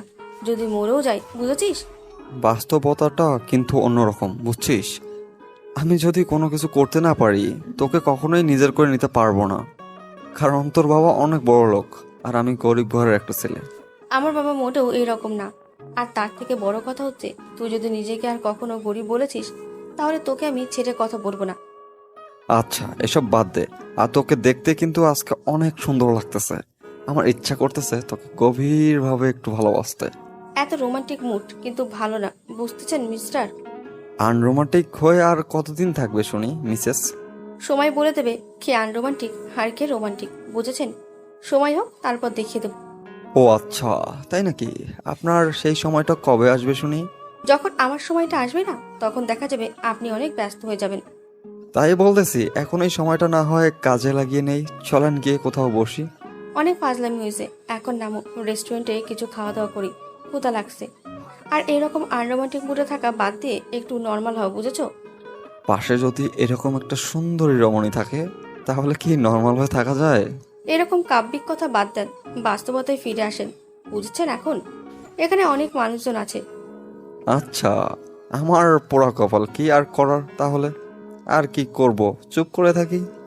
সুমাইয়া মুচকি হাসি দিয়ে রিক্সা থেকে নেমে পড়ল। আর এদিকে আশিস সে রিক্সা থেকে নেমে সুমাইয়ার হাতে হাত রেখে দুজনে রেস্টুরেন্টের ভিতরে চলে গেল, গিয়ে বসলো আর ওয়েটারকে অর্ডার দিল। দেওয়ার পর তারা দুজনে বসে খুনসুটি করতেছে। আর এদিকে আশিস সুমাইয়ার হাত নিয়ে খেলা করতেছে, আর সুমাইয়ার খুব ভালোই লাগতেছে আশিস এরকম দুষ্টুমিগুলো। অনেকক্ষণ দুষ্টুমি করার পর তাদের খাবার চলে আসলো। তারা খাওয়া দাওয়া শেষ করে উঠে যাবে এই মুহূর্তে সুমাইয়ার ফোনে ফোন আসলো। সুমাইয়া ফোন হাতে নিয়ে দেখে যে মিতুর ফোন। কোথায় রে? তোর কোনো খোঁজ খবর পাওয়া যাচ্ছে না দুদিন থেকে, ব্যাপার কি? কই হারিয়ে গেছিস? আমি আবার কোথায় হারিয়ে যাব? তোর কোন খোঁজ খবর পাওয়া যাচ্ছে না? আমরা তো ঠিকই আছি, তুই তো ক্যাম্পাসে আসতিস না। কি মজা নিচ্ছিস তুই, ভালো জানিস। আচ্ছা, এসব বাজে কথা বাদ দে। এখন একটা ভালো কথা বলি, মন দিয়ে শোন। যেটা বলতেছি সেটা কর। তোর আবার কি হলো? তুই এবার কি ভালো কথা বলতেছিস বল। তোর কিছু লাগবে, কোনো সেফটি লাগলে বল, নিয়ে গিয়ে দিয়ে আসি। ফাজলামি বাদ দে। আমি বিয়ে করতেছি, আর কাজী অফিসে যা, সবকিছু রেডি করে রাখ, আমি যাচ্ছি। মাথা ঠিক আছে তোর? কি বলতেছিস তুই? কালকে না পরশুদিন বললি যে তুই কখনো বিয়ে করবি না, আর এখন বলতেছিস বিয়ে করছিস। কাকে বিয়ে করছিস শুনি? যে ছেলেকে তুলে এনে রেখে দিয়ে মজা নিতেছি, সেই ছেলেকেই বিয়ে করতেছি, বুঝছিস? আর কোনো কিছু বলা লাগবে তোকে? এখন যেটা বলতেছিস সেটা শোন। কি বলছিস? আমার মাথায় কোনো কিছু ঢুকছে না। তুই ওই ছেলেকে কেন বিয়ে করছিস? এত বড় লোকের মেয়ে হয়ে তুই? আর একটা যদি কথা বলেছিস, এখন আসিস কে সঙ্গে নিয়ে আয়। এখন আশিসকে সঙ্গে নিয়ে আয়। আশিসকে ফোন করার, ফোন দিয়ে বল যে তোর সাথে দেখা করতে। আর তুই আশিসকে সঙ্গে করে কাজী অফিসে আয়। আচ্ছা, তাহলে দেখা হলে বাকি কথা হবে। এখন তুই তাহলে বেরিয়ে আয়, আমরা যাচ্ছি কাজী অফিসে। কি হয়েছে বুঝতে পারলাম না। কার বিয়ে আর কিসের বিয়ে? কিসের কাজী অফিস? নিতু বিয়ে করছে। যে ছেলেটাকে নিয়ে গিয়ে মজা করতেছিল, সেই ছেলের প্রতি এত মায়া জন্ম হয়ে গিয়েছে, এখন তাকে বিয়ে করবে। এই মিতুটা না ছেলেটার জীবনটা নষ্ট করে দিল। এখন বিয়ে করার পর কিছুদিন পর ছেড়ে দিবে। ছেলেটা মিতুর মায়া পড়ে যাবে আর ছেলেটা পাগল হয়ে থাকবে। এটাই হচ্ছে মিতুর প্ল্যান। ছেলেটার জীবনটা নষ্ট করে দিয়ে কি লাভ তার? তুই তো ভালো করে নিতুকে চিনিস, তাই না? এখন আমি বাকিটা তোকে কি বলবো? তুই ওকে ভালো করে জানিস, আমি ওকে ভালো করে চিনি। ওর মাথায় যে কি চলছে আমি কিছুই বুঝছি না। আচ্ছা চল দেখি কি হয় কি না হয়। আগে একটু ওকে বোঝানোর চেষ্টা কর তুই, বিয়ে না করার জন্য। ছেলেটার জীবন নিয়ে খেলার কি দরকার? তোর কি মনে হয় ও আমার কথা রাখবে? আচ্ছা চল গিয়ে কথা বলি, তারপর দেখি কি হয় না হয়। তারপর আশিস এবং সুমাইয়া দুজনে কাজী অফিসের উদ্দেশ্যে রওনা দিল। আর এদিকে মিতু রক্তিমকে জোর করে গাড়িতে বসিয়ে নিল। রক্তিম মুখ গোমড়া করে আছে আর ভাবতেছে কেন সেই শহরে আসলো। এই শহরে না আসলে হতো তার জীবনটা অনেক সুন্দর থাকতো। মিতু মনে মনে অনেক খুশি তার মাঝে পরিবর্তন হয়েছে। কেমন লাগছে, খারাপ কাজ করে বেশি দিন সুখে থাকা যায় না, একদিন না একদিন কষ্ট পেতেই হবে। তার থেকে বিয়ে করার পর দুজনে একসাথে থাকুক। আর তার বাবা জানে মিতু ছেলেটাকে বিয়ে করেছে, আর তার বাবা ছেলেটাকে পছন্দ করেছে, আর মিতু একটু পছন্দ করে। রক্তিম দেখতে শুনতে অনেক ভালো, হ্যান্ডসাম।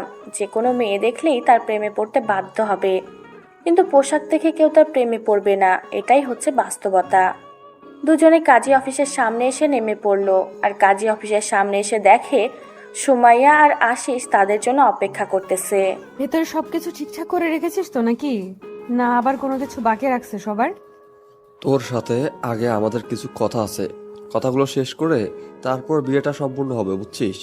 আগে বিয়ে করে তারপর বাকি কথা হবে। কথা বলার দিন শেষ হয়ে গেল নাকি? এখন বিয়েটা করি আগে, তারপর। তুই কেন বুঝতে পারতেছিস না? এই কথাগুলো বিয়ের আগেই বলতে হবে। কথা বল, তাড়াতাড়ি শেষ কর। বিয়েটা করতে হবে তাড়াতাড়ি। আর সুমাইয়া, তুই এখানে দাঁড়িয়ে কি করতেছিস? ভেতরে যা, কাজী সাহেবকে সবকিছু রেডি করতে বল। সবকিছু বলে রাখছি, কোনো সমস্যা নেই। আগে কথাগুলো শোন, আশিস কি বলে, তারপর না হয় দেখা যাবে। আমি বুঝতে পারছি না তোরা দুজন আমার সাথে এরকম করতেছিস কিসের জন্য? কি করছি আমি? তেমন কিছু না, আশিস নাকি তোকে কিছু কথা বলবে। কথাগুলো শোন, তারপর ডিসিশন নে কি করবি। আচ্ছা বল, তোর আবার কি জ্ঞান মাথায় আসলো? আর সেই জ্ঞান এখন আমাকে দিতে হবে, শুনি। দেখ, ছেলেটা কিন্তু তোকে ইচ্ছাকৃতভাবে বিয়ে করতেছে না, তুই জোর করে তাকে বিয়ে করতেছিস। এটা কি একজন ব্যক্তির স্বাধীনতা দেওয়া হলো? তুই এই টপিক বাদ দিয়ে অন্য যে কোনো টপিক নিয়ে কথা বল আমার সাথে। আমি তোকে কিচ্ছু বলবো না, প্লিজ। দয়া করে এই টপিক নিয়ে আমার সাথে কোনো কথা বলবি না। এক দোস্ত, তুই একজন শিক্ষিত, তাই বলতেছি প্লিজ অশিক্ষিতদের মতো কাজ করিস না। ছেলেটার অবস্থা দেখ, একবার চোখ মুখ শুকিয়ে গিয়েছে ভয়ে। বলতেছি তো আমি সবকিছু ঠিক করে নেব। তুই কি আমাকে ভালো হওয়ার সুযোগ দিবি না নাকি? আর যদি এখন বলিস ছেলেটাকে ছেড়ে দিতে তাহলে ছেড়ে দেব, কিন্তু পরে আবার আমাকে কোনো কিছু বলতে পারবি না। তুই কি ছেলেটাকে বিয়ে করে ভালো হয়ে যাবি? কিছুদিন পর তো ছেলেটাকে তোর ভালো লাগবে না, তখন ছেলেটাকে ছেড়ে দিবি আর ছেলেটা তোর মায়ায় পড়ে যাবে। তখন কি হবে ছেলেটার? একটু ভেবে দেখেছিস? কারো মায়াতে তো কখনো পড়িসনি। হয়েছে, এখন চুপ থাক। আমি এসব নিয়ে কথা বলতেছি না। যা ভেতরে গিয়ে কাজী সাহেবের সাথে কথা বল, সবকিছু রেডি করতে আমরা ভেতরে যাচ্ছি। আচ্ছা, তোরা দুজন ভিতরে গিয়ে কাজী সাহেবের সাথে কথা বল, আমি ছেলেটার সাথে কথা বলতেছি। আর আমাকে তো বিশ্বাস করিস নাকি? কে বিশ্বাস করি, কিন্তু এই বিশ্বাসঘাতকতা করিস না, যাতে করে আমাকে উল্টাপাল্টা কিছু করতে হয়, সেটাও কিন্তু ভেবে দেখিস। তাদের ভেতরে আয় দুজনেই। তারপর মিতু এবং সুমাইয়া দুজনে কাজী অফিসের ভিতরে গেল। এদিকে আশিস রক্তিমকে সাথে করে নিয়ে এক সাইডে গিয়ে দাঁড়িয়ে পড়ল। রক্তিমকে দেখেই বোঝা যাচ্ছে একদম ভয় আছে, কিন্তু আশিস এখন কি করবে বুঝতেছে না, যে সে এখানে কি করতে পারবে না, কারণ সেই ক্ষমতা তার এখানে নেই। আশিস রক্তিমকে সাথে করে নিয়ে আসলো একটু স্বাভাবিক করার জন্য। ভাইয়া, এত ভয় পাওয়ার কিছু নেই, বিয়ে তো করতেছে, আর যেভাবে কথা বললো তাতে মনে হচ্ছে না আপনার সাথে কোনো খারাপ কিছু করবে। ভাইয়া, আমার একটা অনুরোধ রাখবেন? আমি আমার বাবা মার ঠিকানা দিচ্ছি, আপনি গিয়ে তাদেরকে একটা জায়গায় রেখে আসবেন। আমি সেই ঠিকানাটা আপনাকে দিচ্ছি। আচ্ছা, এটা কেন করতে হবে? আপনার বাবা মা তো গ্রামে বাসায় আছে, ঠিক আছে, সমস্যা কি?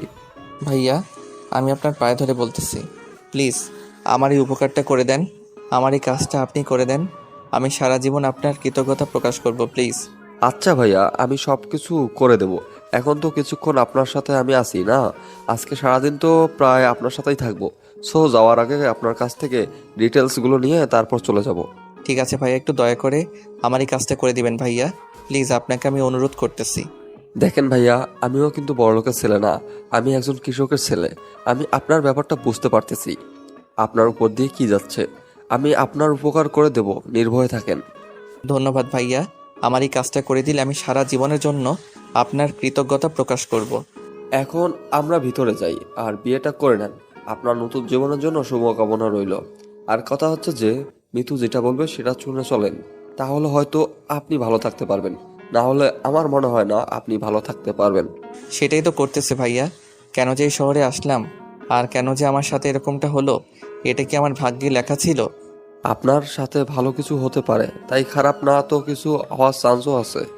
দেখা যাক ভাইয়া, আমার কপালে কি আছে। আশিস রক্তিমকে সাথে করে নিয়ে কাজী অফিসের ভিতরে গেল। কাজী অফিসের ভিতরে গিয়ে দেখে সবকিছু রেডি, খালি রক্তিমের সিগনেচার দিলেই হয়ে যায়। তারপর রক্তিমকে সিগনেচার দিয়ে দিল, আর তারা এখন থেকে দুজন বৈধভাবে স্বামী স্ত্রী। রক্তিমের জীবনটা নিমেষেই পাল্টে গেল, আর সাথে সাথে মৃত্যুর জীবনটাও।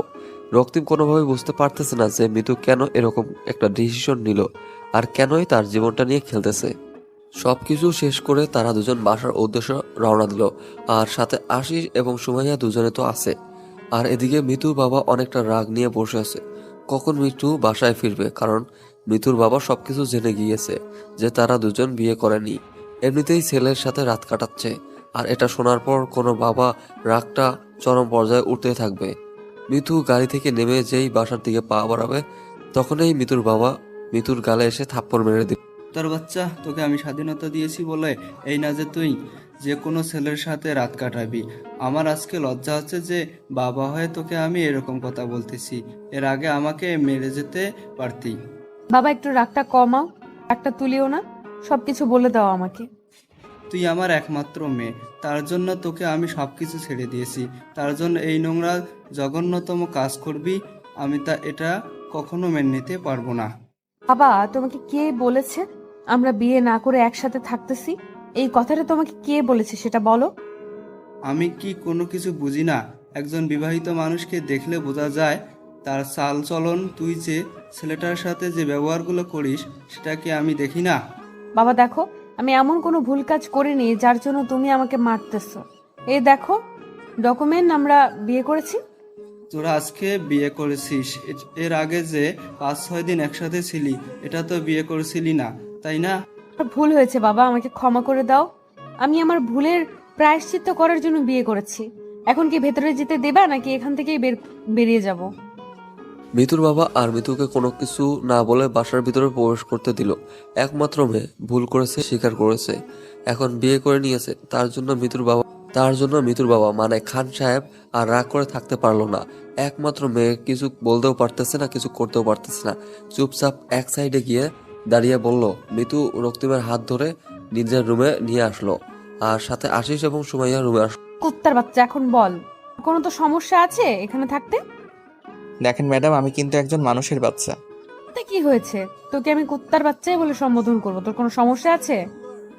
আচ্ছা, আপনার খুশি, আমি তো আপনার গোলাম। সব গোলামকে যেটা খুশি সেটাই বলে সম্বোধন করবে মালিক, এটা স্বাভাবিক। বুঝতে পেরেছিস? তাহলে এত বকবক করতেছিস কিসের জন্য? চুপচাপ আমার জন্য এক কাপ কফি বানিয়ে নিয়ে আয়। আচ্ছা ঠিক আছে ম্যাডাম, আপনি যা বলবেন তাই।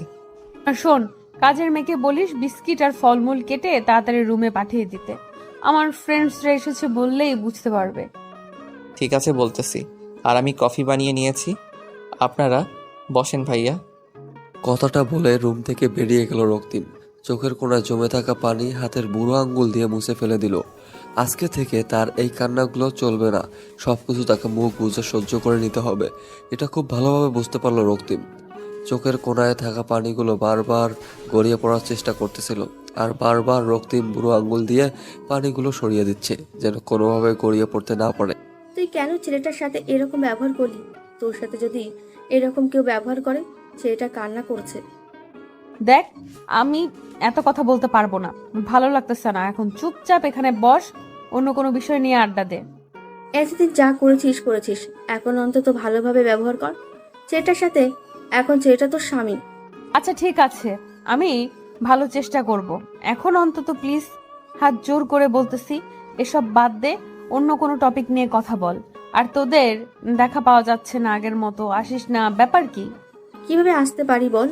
তোর বাসায় কি অবস্থা, আর কখন তুই কোন অবস্থায় থাকিস বলা যায়? আগের নিতে তো এখন নেই। কি যে বলিস না, আমি আগের মতোই আছি, কিন্তু তোরা আগের মতো নেই। তোদেরকে দেখে কেমন জানি লাগছে আমার একটু। ব্যাপার কি বলতো? কোনো ব্যাপার নেই, এখন আমরা যাচ্ছি। তোর বিয়ের কাজ কমপ্লিট করে দিয়েছি, এখন আমার কিছু কাজ আছে, আমি যাচ্ছি। সুমাইয়া, তুই এখন যাবি নাকি এখানে আড্ডা দিবি? আমি এখানে থেকে কি করব? আমার পড়াশোনায় কিছু বাকি আছে, সেগুলো কমপ্লিট করতে হবে কালকে। আমার অ্যাসাইনমেন্ট আছে, সেগুলো জমা দিতে হবে।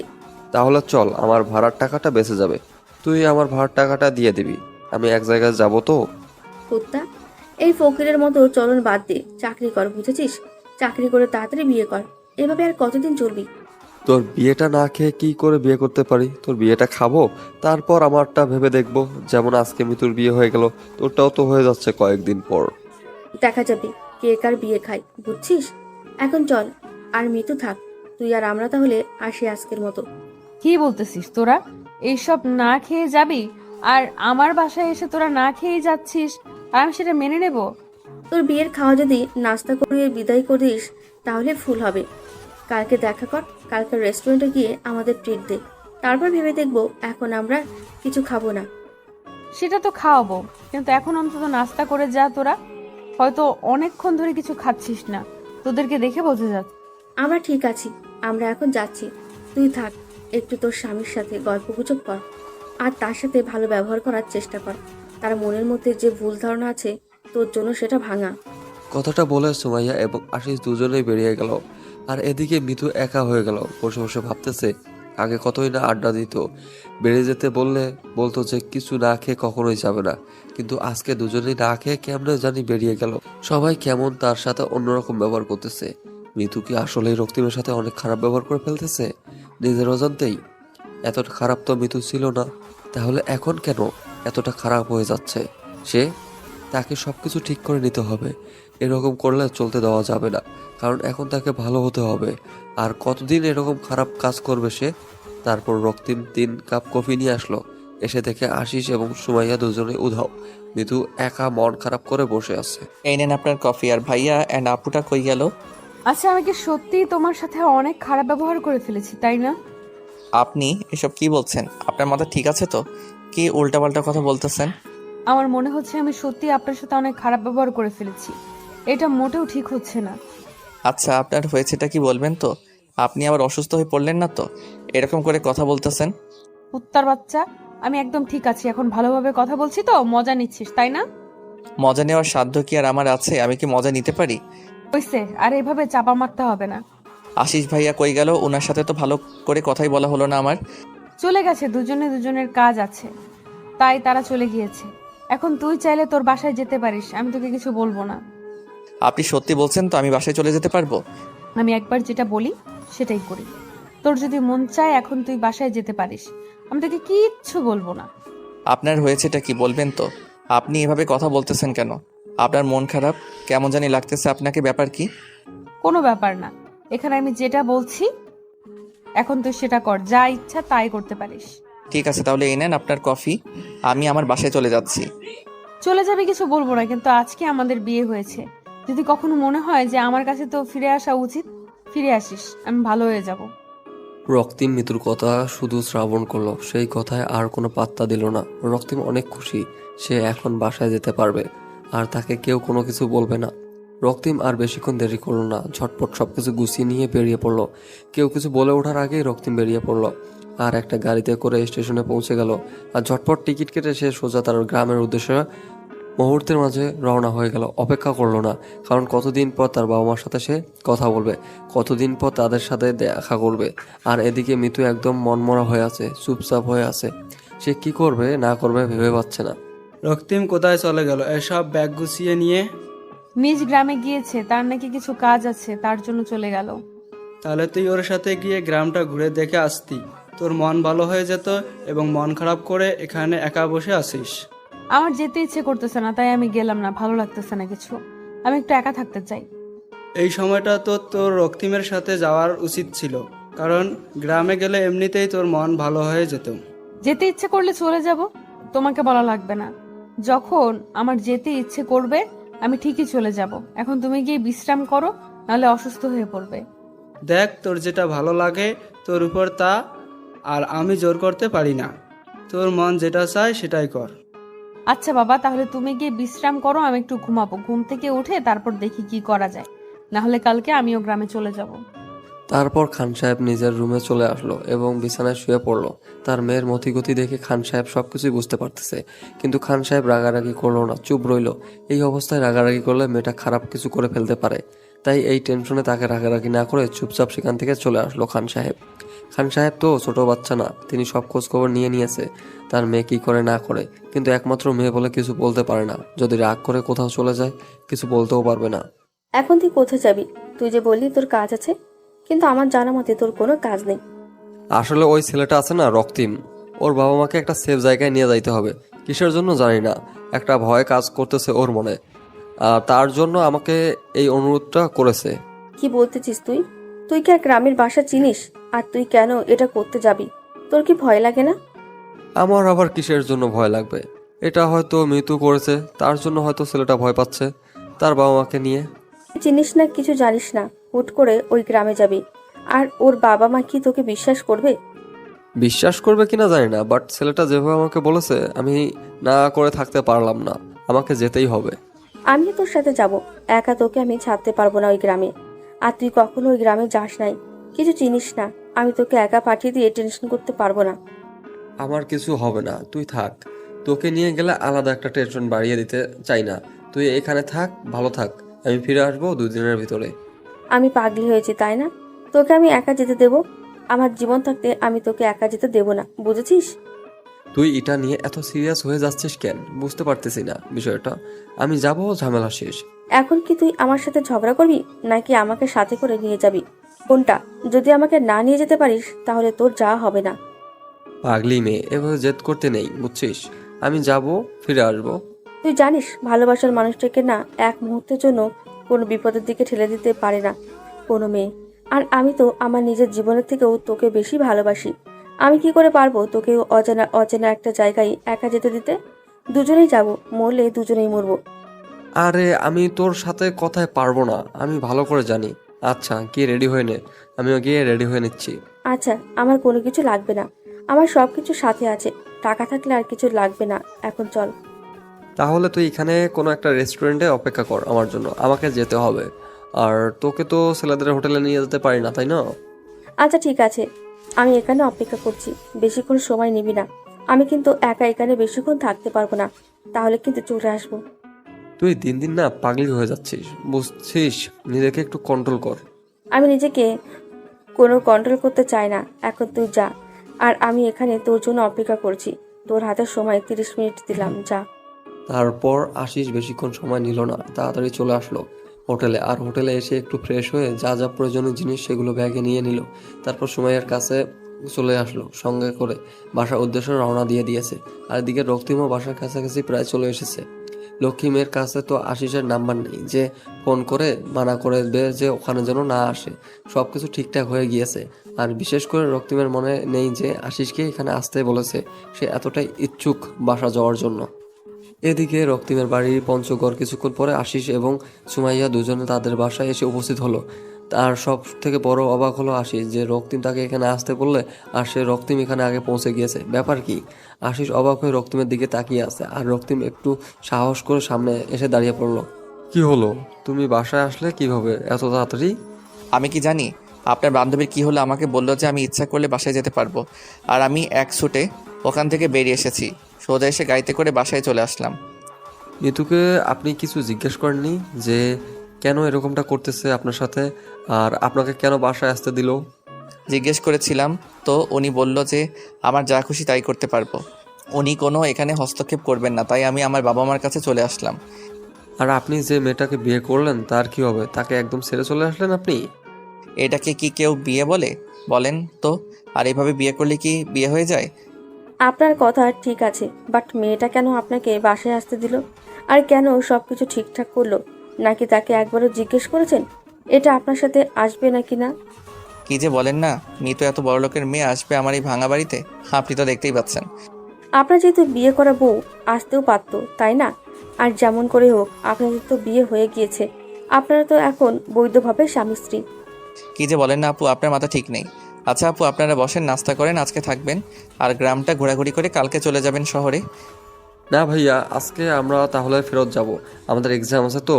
আর তোমার কথাটা রাখার জন্য আমি এসেছিলাম, আর তুমি এসেই পড়েছো, তাহলে থাকো, আমরা চলে যাচ্ছি। কি যে বলেন না ভাইয়া, আপনারা আজকে যেতে পারবেন না। আজকে আমার এই গরিবের ভাঙা বাড়িতে আপনাদের থাকতে হবে, আর কালকে গ্রামটা ঘুরে দেখে বিকেলে চলে যাবেন। আজকে থাকতে পারতেছি না ভাইয়া, আমরা আজকে আমাদেরকে চলে যেতেই হবে। আমরা তো তোমার বাসা দেখলাম, যে কোনো একদিন হুট করে চলে আসবো, আর সেদিন এসে তোমার গ্রামটা পুরোটা ঘুরে দেখবো। 2 দিন থাকবো। আচ্ছা একটু ভেবে দেখেন আজকে কি থাকা যায় কি না। থাকলে আমার অনেক ভালো লাগতো, আপনাদের সাথে অনেক আড্ডা দিতাম। না ভাইয়া, তাহলে আমরা আজকে ব্যাগ যাচ্ছি, তোমার সাথে খুব শীঘ্রই দেখা হবে ইনশাল্লাহ। তারপর আশিস সুমাইয়ার হাত ধরে সেখান থেকে চলে আসলো। সুমাইয়া একটু অবাক লাগতেছে যে আশিস তো এরকম করে না, কারোর সাথে কথা বলে না, সবসময় হাসি খুশিভাবে সবার সাথে কথা বলে। আজকে কেমন জানি একটা রাগ করে তার ভিতরে অনুভব করতেছে সুমাইয়া। কিন্তু সুমাইয়া কোনো কথা না বলে চুপচাপ করে আছে, কোনো কথা বললো না। হয়তো আশিস যেটা করতেছে ঠিক করতেছে।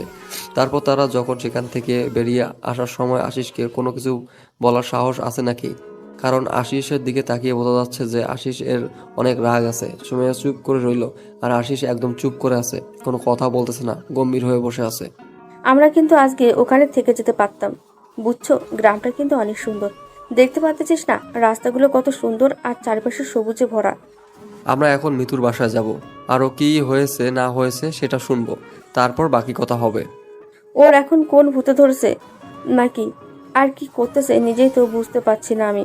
যতই হোক, ও আমাদের কিন্তু অনেক ছোটবেলার ফ্রেন্ড, আর হঠাৎ করে কি এমন ঘটে গেল যে এটা করলো? আচ্ছা চল তাহলে নিতুর বাসায় যাই, গিয়ে দেখি ওর আবার কোনো বিব্রতি ধরলো না তো, তারপর বোঝা যাবে এখন। তারপর সুমাইয়া এবং আশিস দুজনের মিতুর বাসার উদ্দেশ্যে রওনা দিল। মিতুর বাসায় গিয়ে দেখে বাইরে মিতু একা হাঁটাহাঁটি করতেছে, আর ফোনে গান বাজতেছে। মিতু, সুমাইয়া আর আশিসকে দেখে অবাক হয়ে গেল। এই সময় তারা এখানে একটু আগে তো কাজের কথা বলে বেরিয়ে গেল। সব ভালোবাসা সবার মন মতো হয় না। যদি আজকে মিতু রক্তিমের সাথে এই ব্যবহারগুলো না করতো, আর রক্তিম থাকতো অপর প্রান্তে আর মিতু থাকতো অপর প্রান্তে, কেউ কারো দেখা পাইতো না। কখন কার জীবনে কি ঘটে যায় কেউ বলতে পারে না। কখন যে কার লাইফে কে চলে আসে কেউ সেটা বলতে পারবো না। উপরওয়ালা আগে থেকেই সবার লাইফে একজন ফিক্সড করে রেখেছে। আমরা যে এদিক ওদিক ছোটাছুটি করি এটা বৃথা, এটা নিজের সময় অপচয় করা ছাড়া আর কিছুই না। তোমার ভাগ্যে যে আছে তুমি ঠিকই একদিন তাকে খুঁজে পাবে, আর তার সাথেই তোমার যতদিন না দেখা হবে তুমি ততদিন কোনো মেয়ে বা কোনো ছেলের কাছে গিয়ে সুখে শান্তিতে থাকতে পারবে না। তোমার জন্য যে পার্মানেন্ট তার কাছে যাও, তোমার থেকে সুখী পারছেন কেউ হবে না। কিরে তোরা দুজন আবার এখানে? তোরা না কোথায় যাবি? তোদের কি কাজ আছে? কাজের কথা বাদ দে, তোদের কি হয়েছে? রক্তিম বাসায় চলে গিয়েছে শুনলাম। তাকে যেতে দিয়েছি, নিজের সাথে নিজেই অনেক বোঝাপড়া করেছি। ছেলেটার সাথে অনেক অন্যায় করে ফেলেছি। তাহলে বিয়ের আগে এই কথাটা ভাবলি না কিসের জন্য? বিয়ে করেছিলি, ছেড়ে দিলি যে, আর এখন তুইও এদিকে তাকে নিয়ে ভাবতেছিস? বাদ দে ওসব কথা, আমার জীবন আমি দেখে নেব। এখন বল তোরা কি খাবি? তোদেরকে তাই খাওয়াবো। তাও একটু ভেবে দেখলে ভালো হতো বলছি। এই বিষয়টা নিয়ে এভাবে সবকিছু শেষ করে কি ঠিক হবে? বিয়ে করার পর একরকম দুজন দুই দিকে। আরে বাদ দে না, সব কোনো কথা বলে লাভ হবে না। এখন যা হওয়ার তা তো হয়ে গিয়েছে। এখন তোদের খবর বল, তোরা কবে বিয়ে করতেছিস? আমরা আবার কিসের বিয়ে করব? আমরা তো বন্ধু, আমাদের মধ্যে সবকিছু ঠিকঠাক আছে। কিসের কার সাথে কার বিয়ে? দেখ, একদম নোংরামি করার চেষ্টা করবি না। এইভাবে আমার কাছে লুকানো হচ্ছে, তাই না? ঠিক আছে। আসলে তুই তো আগে থেকে জানিস আমি আশিসকে পছন্দ করতাম, ওকে বলে দিয়েছি, আর আশিসও রাজি হয়ে গেছে, তাই একটু আর কি। ও আচ্ছা, তাহলে তো ভালো খবর। তো বিয়েটা কবে করতেছিস? কবে বিয়েটা অ্যাটেন্ড করতে পারবো? এই তো জবের জন্য ট্রাই করতেছি, জবটা হয়ে গেলে বিয়ে করতেছি, বেশি সময় নেব না। আমার বাবার অফিসের একজন ম্যানেজার লাগবে। তুই তো সেই পোস্টে নিযুক্ত হতে পারিস, যদি তোর খারাপ না লাগে যে তোর ফ্রেন্ডের রেফারেন্সে তুই চাকরি করবি। এটা যদি তোর ইগোতে না লাগে, আমাকে যদি ভালো বন্ধু মনে করিস, তাহলে আমি তোর জন্য কথা বলতে পারি। আমার আবার কিসের ইগো? তুই আমার বন্ধু, তুই আমাকে হেল্প করবি, আর আমি সেই হেল্প নিব না? আমি ওই রকম ছেলে না। আচ্ছা ঠিক আছে, তাহলে আমি আব্বুর সাথে রাত্রে এই বিষয়ে কথা বলে কালকে তোকে জানিয়ে দেব। ডাকে তুই একটু দেখে আসিস। আচ্ছা ঠিক আছে, তাহলে আমি যাবো, সমস্যা নেই। এখন চল, অনেক দিন থেকে ঘোরাঘুরি করা হয় না, একটু ঘোরাঘুরি করে আসি। আচ্ছা একটু ওয়েট কর, আমি ভেতরে গিয়ে তারপর গাড়ির চাবিটা নিয়ে আসতেছি। আমারও মন ভালো না, একটু বাইরে গেলে হয়তো মনটা ভালো হয়ে যাবে। তারপর তারা তিনজন বেরিয়ে গেল আড্ডা দেওয়ার উদ্দেশ্যে। যেদিকে তাদের ইচ্ছা করতেছে সেদিকেই যাচ্ছে। অনেকক্ষণ ঘোরাঘুরি করলো, রেস্টুরেন্টে খাওয়া দাওয়া করলো, অনেক মজা করলো। সবকিছু যেন ভুলে গিয়েছে এক মুহূর্তে মিতু। বন্ধুদের সাথে থাকলে কোনো কিছুই মনে পড়ে না, এটা স্বাভাবিক। সময়ে তারা ফাজলামি করে, নানা ধরনের টপিক নিয়ে কথা বলে। তারা পার্সোনাল লাইফে যত কষ্ট থাকুক না কেন, তার কোনো কিছুই মনে পড়ে না বন্ধুদের কাছে গেলে। এদিকে রক্তিম বাসায় এসে বাসার কাজ করতেছে, তার বাবাকে সাহায্য করতেছে কাজে, তার আম্মুকে হেল্প করতেছে। অনেকদিন পর রক্তিম মনে হচ্ছে যে নিজের ভিতরে স্বস্তি খুঁজে পেয়েছে, সবকিছু শেষ করে দিয়েছে সেখানে। অনেক ভালো কাটাচ্ছে দিনকাল। এভাবে চলতে থাকলে প্রায় আজকে 6 মাস হয়ে গেল, কেউ কারো কোনো খোঁজ খবর নিচ্ছে না।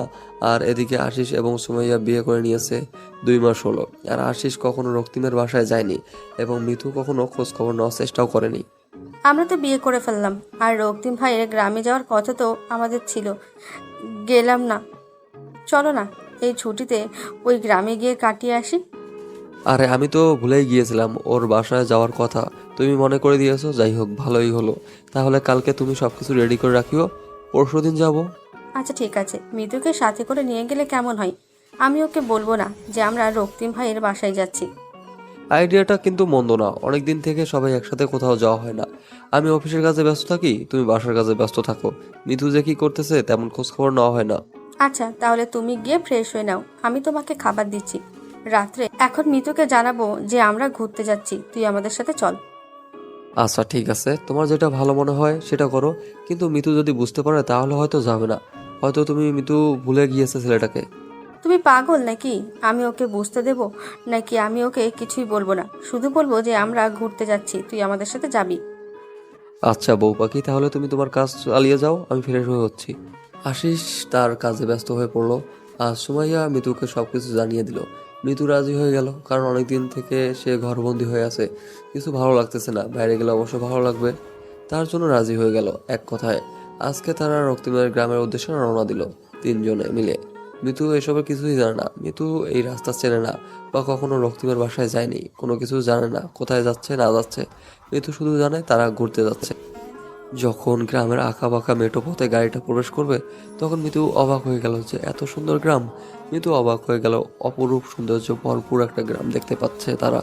রক্তিমের বাসায় এসে পৌঁছে গেল। এখনো মিতু জানে না যে এটা রক্তিমের বাসা। মিতু জানে যে এটা হয়তো আশিস বা সুমাইয়া দুজনের কারো একটা আত্মীয়র বাসা। তারা এখানে গ্রামে আসে, আর আশিস গাড়ি থেকে নেমে সবাইকে গাড়ি থেকে নামিয়ে নিল। তারপর তিনজনে হেঁটে যাচ্ছে বাড়ির ভিতরের দিকে। রক্তিম মাত্র বের হচ্ছিল খেলতে যাওয়ার জন্য। বিকেল হয়েছে তো তার জন্য মাঠে যাবে একটু খেলাধুলা করার জন্য। বাইরে এসে আশিস সময়কে মিতুকে দেখে অবাক, আর সাথে মিতু আরো বেশি অবাক। আরে আশিস ভাইয়া, যে কি খবর, কেমন আছেন? আর এই গরিবের কথা তাহলে আপনার মনে পড়েছে? আরে কি যে বলো না ভাইয়া, বুঝি না আপনার কথা কি ভোলা যায়? আমরা ঠিক আপনাকে মনে রেখেছি, কিন্তু আপনি আমাদের একদম ভুলে গিয়েছেন। কি যে বলেন না ভাইয়া, বাসা আসার পর থেকে তো অনেক দিন চাপে ছিলাম আর কি, কাজের চাপ, তারপর সবকিছু মিলিয়ে একটু নিজেকে ব্যস্ত রেখেছিলাম। ভাইয়া 6টা মাস হয়ে যাচ্ছে বুঝছেন। এই 6 মাসে আপনি একবার হলেও আমাদের কাছে যেতে পারতেন, বা দেখাশোনা করতে পারতেন, বা একবার হলেও ফোন করেও কথা বলতে পারতেন, তাই না? আসলে ভাইয়া আমার ফোনটা আমি রাস্তায় হারিয়ে ফেলেছিলাম, যার জন্য আমি কারোর সাথে কোনো যোগাযোগ করতে পারিনি। আর আমার সিম কার্ডটা তো ছিলই না ফোনে। আমাদেরকে ভিতরে নিয়ে যাবেন নাকি এখানে দাঁড়িয়ে দাঁড়িয়ে কথা বলবেন, তাড়িয়ে দিবেন, বুঝতেছি না। আমি দুঃখিত ভাইয়া, বুঝতে পারিনি। আপনাদের দেখে এতটাই অবাক হয়ে গিয়েছি যে ভুলে গেছি। ভিতরে আছেন ভাইয়া, ভিতরে আসেন সবাই। তুমি এখন তো বলবাই, আমরা বলার পর তুমি তো বলবাই, বুঝতে পারতেছি তো। খোঁজ খবর নাও না। আর এখন বাসে এসেছি, তাও মনে হচ্ছে তোমার বিরক্তি কাটেনি। লজ্জা দিবেন না আপু, আমি আসলে অবাক এতটাই হয়েছিলাম যে ভুলে গিয়েছিলাম, কিছু বলতে পারতেছিলাম না। প্লিজ রাগ না করে এখন একটু ভিতরে আসেন, আমাকে ক্ষমা করে দিয়েন। রাগ থাকলে কখনো আসতাম না এখানে, বুঝেছেন? আমরা এখানে এসেছি কয়েকদিন থাকবো। আপনার কি কোনো সমস্যা হবে? আরে কিছু হবে না, আমার আবার কিছু সমস্যা হবে? আপনারা চাইলে এখানে সারা জীবন থাকতে পারেন, আমার কোনো সমস্যাই হবে না। হইছে, অনেক বক বক করলেন, এখন চলেন ভিতরে, আর তারপর দেখি কি হয়। তারপর সবাই ভিতরে প্রবেশ করলো, আর মিতুর মুখ থেকে এখনো কোনো শব্দ বের হয়নি। কি বলবে না বলবে বুঝতে পারতেছে না। কেমন জানি তার ভিতরে অন্যরকম একটা ভালো লাগা কাজ করতেছে। সবাই ভিতরে গেল। মিতু, সুমাইয়া, আশিস একটা রুমে গিয়ে বসলো। তারপর একে একে সবাই ফ্রেশ হয়ে এসে আড্ডা দেওয়ার জন্য প্রস্তুত নিল। এই সময় রক্তিম বাইরে গেল, সবাইকে বলে গেল যে 30 মিনিটের মধ্যে ফিরে আসবে। আসার পর সবাই গ্রাম দেখতে বেরিয়ে পড়বে, আর এই সময়টা যেন তারা রেস্ট করে একটু। তোরা আমাকে এই জায়গায় নিয়ে আসলি কিসের জন্য? আর তোরা যে আমাকে এখানে নিয়ে আসবি আগে বললি না কিসের জন্য? আগে বললে কি তুমি আমাদের সাথে এখানে আসতে? জীবনে আসতে না, তার জন্যই বলিনি। তোদের বলা উচিত ছিল, বুঝছিস? এখন আমি এখানে থাকবো না, এখান থেকে চলে যাব। আমাকে এখানে নিয়ে এসেছিস কিসের জন্য? আরে রাগ করতেছিস কেন? বুঝতে পারতেছি না। আমরা 2-1 দিন ঘুরে তারপরে চলে যাব। তুই না বললে সাথে কথা মনে করবে যে তুই চিনিস না। তোরা ভালো করে জেনে শুনে আমাকে এখানে নিয়ে আসছিস, আমি সেটা খুব ভালোভাবে বুঝতে পারতেছি। আমি এখানে থাকবো না, সকালে উঠে চলে যাব। আচ্ছা ঠিক আছে, তাহলে তোকে আমরা গিয়ে গাড়িতে তুলে দিয়ে আসবো, সমস্যা নেই। তুই যদি এখানে থাকতে না চাস তাহলে তো আমরা জোর করতে পারি না, স্বাধীনতা বলতে কিছু আছে। দেখ আসিস, তুই কেন এটা করতে গেলি? এখানে না এসে যদি অন্য কোথাও যেতে পারতে খুব ভালো হতো। আমি ভাবলাম তোদের সাথে আড্ডা দিয়ে মোর মেজাজ ফুরফুরা হবে, কিন্তু তোরা। আচ্ছা, আমার ভুল হয়েছে, আমাকে কালকে বিকেলে এখান থেকে রওনা দেব, অন্য কোথাও গিয়ে আড্ডা দেব, বুঝছিস? তাও এখন একটু চুপ থাক, মন মেজাজ ঠিক না আমার, কালকে এখান থেকে চলে যাব। আচ্ছা ঠিক আছে, আমি একটু ঘুমাবো, আমার খুব ঘুম পাচ্ছে। আমি এখানে ঘুমালাম, তোরা যখন ঘুরতে যাবি আমাকে একটু ডেকে নিস। আচ্ছা সমস্যা নেই, তুমি ঘুমিয়ে পড়ো, আমরা যাওয়ার সময় তোমাকে ডেকে নিয়ে তারপর বেরিয়ে পড়বো। তার এই গ্রামটা অনেক সুন্দর, অনেকের কাছ থেকে শুনেছি, বুঝছিস? একটু হলেও বুঝতে পেরেছিলাম যখন গ্রামটাতে প্রবেশ করেছিলাম। আসলে মনে হয় অনেক মনোমুগ্ধকর গ্রাম হবে। দেখা যাক, ঘুরে করে তারপর রিভিউ দিব। এখন ঘুমাই। কথাটা বলে মিতু বিছানার উপর শুয়ে পড়লো, আর এদিকে আশিস এবং সুমাইয়া একটু বাইরে আসলো রুম থেকে। বাইরে এসে তারা দুজন একে অন্যের দিকে তাকাচ্ছে। মিতু ফেঁসে দিয়েছে, তারা মিতুর ভাবভঙ্গি ভালোভাবে বুঝতে পেরেছিল। মিতু চেয়েছিল যেন আশিস এবং সুমাইয়া তাকে কত আকতি মিনতি করে থাকার জন্য, কিন্তু তারা দুজন যখন বলল মিতু যেটা চায় সেটাই হবে, তখন মিতুর অবস্থা দেখার মতো ছিল। মিতু তো আর কোনো কথা বাড়াতে পারতেছিল না, ঘুমের বাহানা করে বিছানায় গিয়ে শুয়ে পড়লো। আশিস এবং সুমাইয়া আদরের নতুন বিবাহিত দম্পতি, তাদের তো একটু মাঝে একটু রোমান্স কিছু হবে, এটাই স্বাভাবিক। আশিস সুমাইয়ার পিছন থেকে সুন্দরভাবে জড়িয়ে ধরে আছে, আর সামনের দিকে তাকিয়ে গ্রামের দৃশ্যগুলো দেখতেছে। আর এদিকে এই ফাঁকে আশিস দুষ্টুমি করে সুমাইয়া গলায় তার ঠোঁট দুটো বসিয়ে দিচ্ছে, একটু আলতো করে সুমাইয়ার পেটে নিজের হাত দিয়ে স্লাইড করে দিচ্ছে। সুমাইয়া বারবার বাধা দেওয়ার সত্ত্বেও আশিস তার কাজ চালিয়ে যাচ্ছে। সুমাইয়া ভাবতেছে যদি কেউ হুট করে এসে পড়ে তখন কি হবে তাদের অবস্থা, কিন্তু আশিস তার কাজে মনোযোগ দিয়ে চালিয়ে যাচ্ছে। সুমাইয়ার অবস্থা অনেক ভালো লাগতেছে, অনুভূতিটা অন্যরকম, কিন্তু এই উপযুক্ত সময় এটা না, পরিবেশ নিজের মনের মানুষকে পেলে ভালোবাসার উপযুক্ত কোনো জায়গা লাগে না। ভালোবাসতে গেলে নির্দিষ্ট কোনো কিছু স্পেস লাগে না, যেখানে সেখানে তার প্রিয়তমাকে ভালোবাসা যায়। আশিস সেই প্রমাণ দিচ্ছে সুমাইয়াকে। আর এদিকে মিতু চোখ বদ্ধ করে শুয়ে আছে, তার চোখে কোনো ঘুম নেই। সে বাহানা করেছে, সে শুধু ভাবতেছে কখন রক্তিমের সাথে সে ফাঁকা স্পেস একা কথা বলতে পারবে, আর সেখানে সুমাইয়া এবং আশিস থাকবে না। মনের কথাগুলো কখন সে রক্তিমকে বলতে পারবে যে রক্তিমকে ছাড়া সে মোটেও ভালো নেই। তারপর থেকে আর এদিকে রক্তিম তাড়াতাড়ি ফিরে আসলো বাজার সদাই করে, কারণ বাসায় মেহমান এসেছে, ভালো মন্দ খাওয়াতে হবে। তার উপর তারা অনেক বড়লোকস এবং বড়লোকসের ছেলে মেয়ে। আর সব থেকে বড় কথা হচ্ছে তারা শহর থেকে গ্রামে এসেছে, এই প্রথম তার বাড়ির সাথে কয়েকদিন থাকবে। তো তাদের আতিথেয়তা ভালো করে করতে হবে। গ্রামের মানুষ আর যেটাই করুক বা না করুক, শহর থেকে কেউ আসলে তার আতিথেয়তা কমতেই রাখে না, এটাই প্রমাণ দিচ্ছে রক্তিম। আর এদিকে মিতু, কেমন আছেন আপনি? এই তো কোনো রকম বাসার কাজ করতেছি। পড়ালেখার খবর কি বাদ দিয়ে দিয়েছেন, নাকি এখন শুধু বাসায় কাজ করেন? হ্যাঁ, বাদ দিয়ে দিয়েছে। আব্বু আম্মু আর শহরে যাইতে দেয়নি, ভয় পাই যদি তাদের ছেলে আবার নিখোঁজ হয়ে যায়। বাবা মার কথা শুনে কি নিজের লাইফটা শেষ করে দিলেন নাকি? কোনো বাবা মা চায় না তার ছেলের জীবনটা নষ্ট হয়ে যাক। আমার বাবা মা বুঝে নিয়েছে যে আমার জন্য হয়তো বেটার হবে, সেটাই মেনে নিয়েছি। এতটা ভালোবাসেন আপনি আপনার বাবা মাকে? যাদের জন্য আমি এই পৃথিবীতে আসতে পেরেছি তাদেরকে ভালোবাসবো না তো কাকে ভালোবাসবো বলেন? যারা না হলে আমি এই পৃথিবীর মুখ দেখতাম না।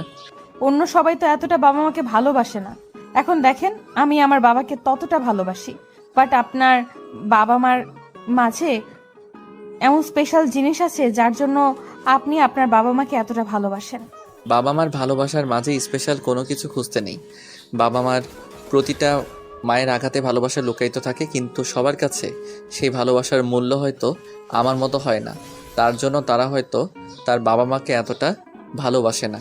আমি আপনার সাথে যেটা করেছি সেটার জন্য আমি অনুতপ্ত। আমি আবার আপনার কাছে হাত জোর করে মাফ চাচ্ছি। যা হওয়ার তা তো হয়ে গিয়েছে, এখন সেটা নিয়ে আর কথা বলে লাভ কি বলেন? তাই বলতে চাচ্ছি, আমার জন্য আপনার জীবনটা নষ্ট হয়ে গেল। আমি যদি আপনার সাথে তখন ওইরকম না করতাম, তাহলে আজকে আপনি ভালো কিছু করতে পারতেন। এরকম গ্রামে খেটে খাইতে হইতো না আপনাকে। কই, আমি তো গ্রামে কোনো চাষাবাদ করি না। আমি একটা জব করতেছি ছোটোখাটো, আর সেটা দিয়ে আমরা চলছি। আর বাবা খেতে কাজ করে। তাহলে তো ভালোই। তো এখন আপনার ভবিষ্যৎ প্ল্যানিং কি? কি করবেন বা কি করতে চাচ্ছেন? কোনো প্ল্যানিং নেই, যা হবে দেখা যাবে। এইভাবেই চলে যাচ্ছে দিনকাল। কোনো প্ল্যানিং করে কোনো কিছু হয় না, যা হয় হুটহাট করেই হয়ে যায়। এটা অবশ্যই ঠিক বলেছেন, যা হয় হুটহাট করেই হয়ে যায়। প্ল্যানিং করলে কোনো কিছু হয় না, সেটা আমি এখন বুঝি। আর এখন আমি সব কিছু ভালোভাবেই অনুভব করতে পারি। তারপর বলেন, আঙ্কেলের খবর কি? বাসায় থাকে এখন নাকি এখনো বাইরের দেশে? বাইরের দেশেই থাকে। ব্যবসার কাজ না করলে তো উনি আবার ভালো করতে পারে না, তাই ব্যবসার কাজে সব সময় নিজেকে ব্যস্ত রাখে। আর আমি একা। আপনি একা থাকবেন কেন? আপনার টাকার অভাব আছে? যে কোনো একটা ছেলেকে তুলে রাখলেই তো হয়, তাই না? জীবনে কিন্তু একবার ভুল করে, কিন্তু দ্বিতীয়বার ভুলটা কখনো করতে চায় না, যদি সেই মানুষটা জানে কাজটা ভুল। যাই হোক, অন্তত বুঝতে পেরেছেন যে আপনার কাজটা ভুল ছিল, আর আপনি সেটাতে অনুতপ্ত। ওরা দুজন কি সুন্দর উপভোগ করতেছে ওদের সুন্দর জীবনটা, আর আমরা? ওদের মাঝে নিঃস্বার্থ ভালোবাসা আছে, তার জন্য মনে হয় সুখী। আর আপনার মাঝে হয়তো সেই ভালোবাসা ছিল না। হয়তো আমি অন্যরকম ছিলাম, নিজের ভুলগুলো সব সময় ঠিক মনে করতাম। বাদ দেন এসব কথা বলে আর লাভ কি? চলেন সামনে গিয়ে বসি। ওইখানে সুন্দর একটা মনোরম পরিবেশ আছে। আমার মন খারাপ থাকলে আমি ওইখানে বসে থাকি। আপনি কি ভুলে যাচ্ছেন যে আমরা স্বামী স্ত্রী? আর আপনি কি ফিরে আসবেন না আমার লাইফে? আমি চাই আপনি ফিরে আসুন আমার লাইফে। আমি কি বলেছিলাম কখনো আপনার কাছে আমি কোন অধিকারে নিয়ে গিয়ে দাঁড়াবো না? আপনাকে তো কোনো অধিকার নিয়ে দাঁড়াতে বলিনি, আমি এসেছি অধিকার নিতে। চাইলে কিন্তু সবকিছু সম্ভব, বুঝেছেন? অনেকটা পথ পেরিয়ে এসেছি, অনেক দিন হয়ে গিয়েছে। এসব কিছু ভুলে যাওয়া উত্তম হবে। ভুলের ক্ষমা কি আপনি আমাকে কখনোই করবেন না? আমি অনেক আগেই আপনাকে ক্ষমা করে দিয়েছি, বুঝেছেন? এসব আমার মনে কোনো কিছু নেই, শুধু আমি আমার বাবা মাকে নিয়ে হাসি খুশি থাকতে চাই। কেউ সেই জায়গা থেকে একটু ভালোবাসা দিবেন। আমি আপনার কাছেই থেকে যাব। আমার আর একাকিত্ব ভালো লাগে না, বুঝছেন? মরে যেতে ইচ্ছে করে। একাকী থাকবেন কিসের জন্য? বিয়ে করেন, সংসার করেন, সুখে থাকেন। তো করেছি, তাই না? আর কতবার বিয়ে করতে বলেন?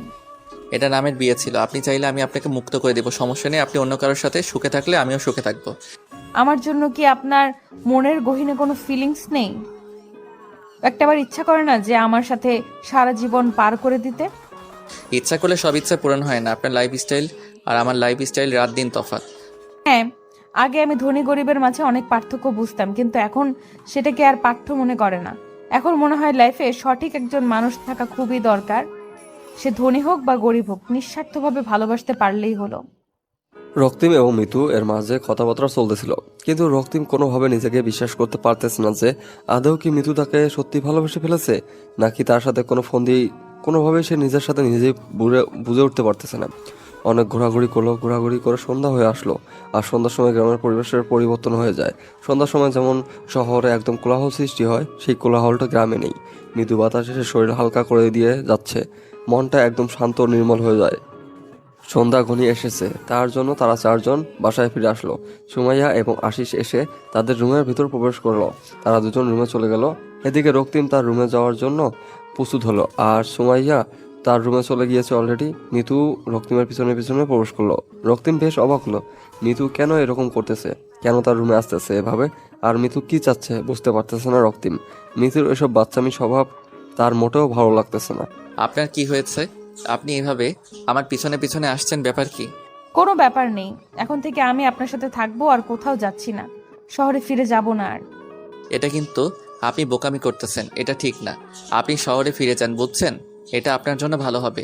এরকম পাগলামি না করাই ভালো।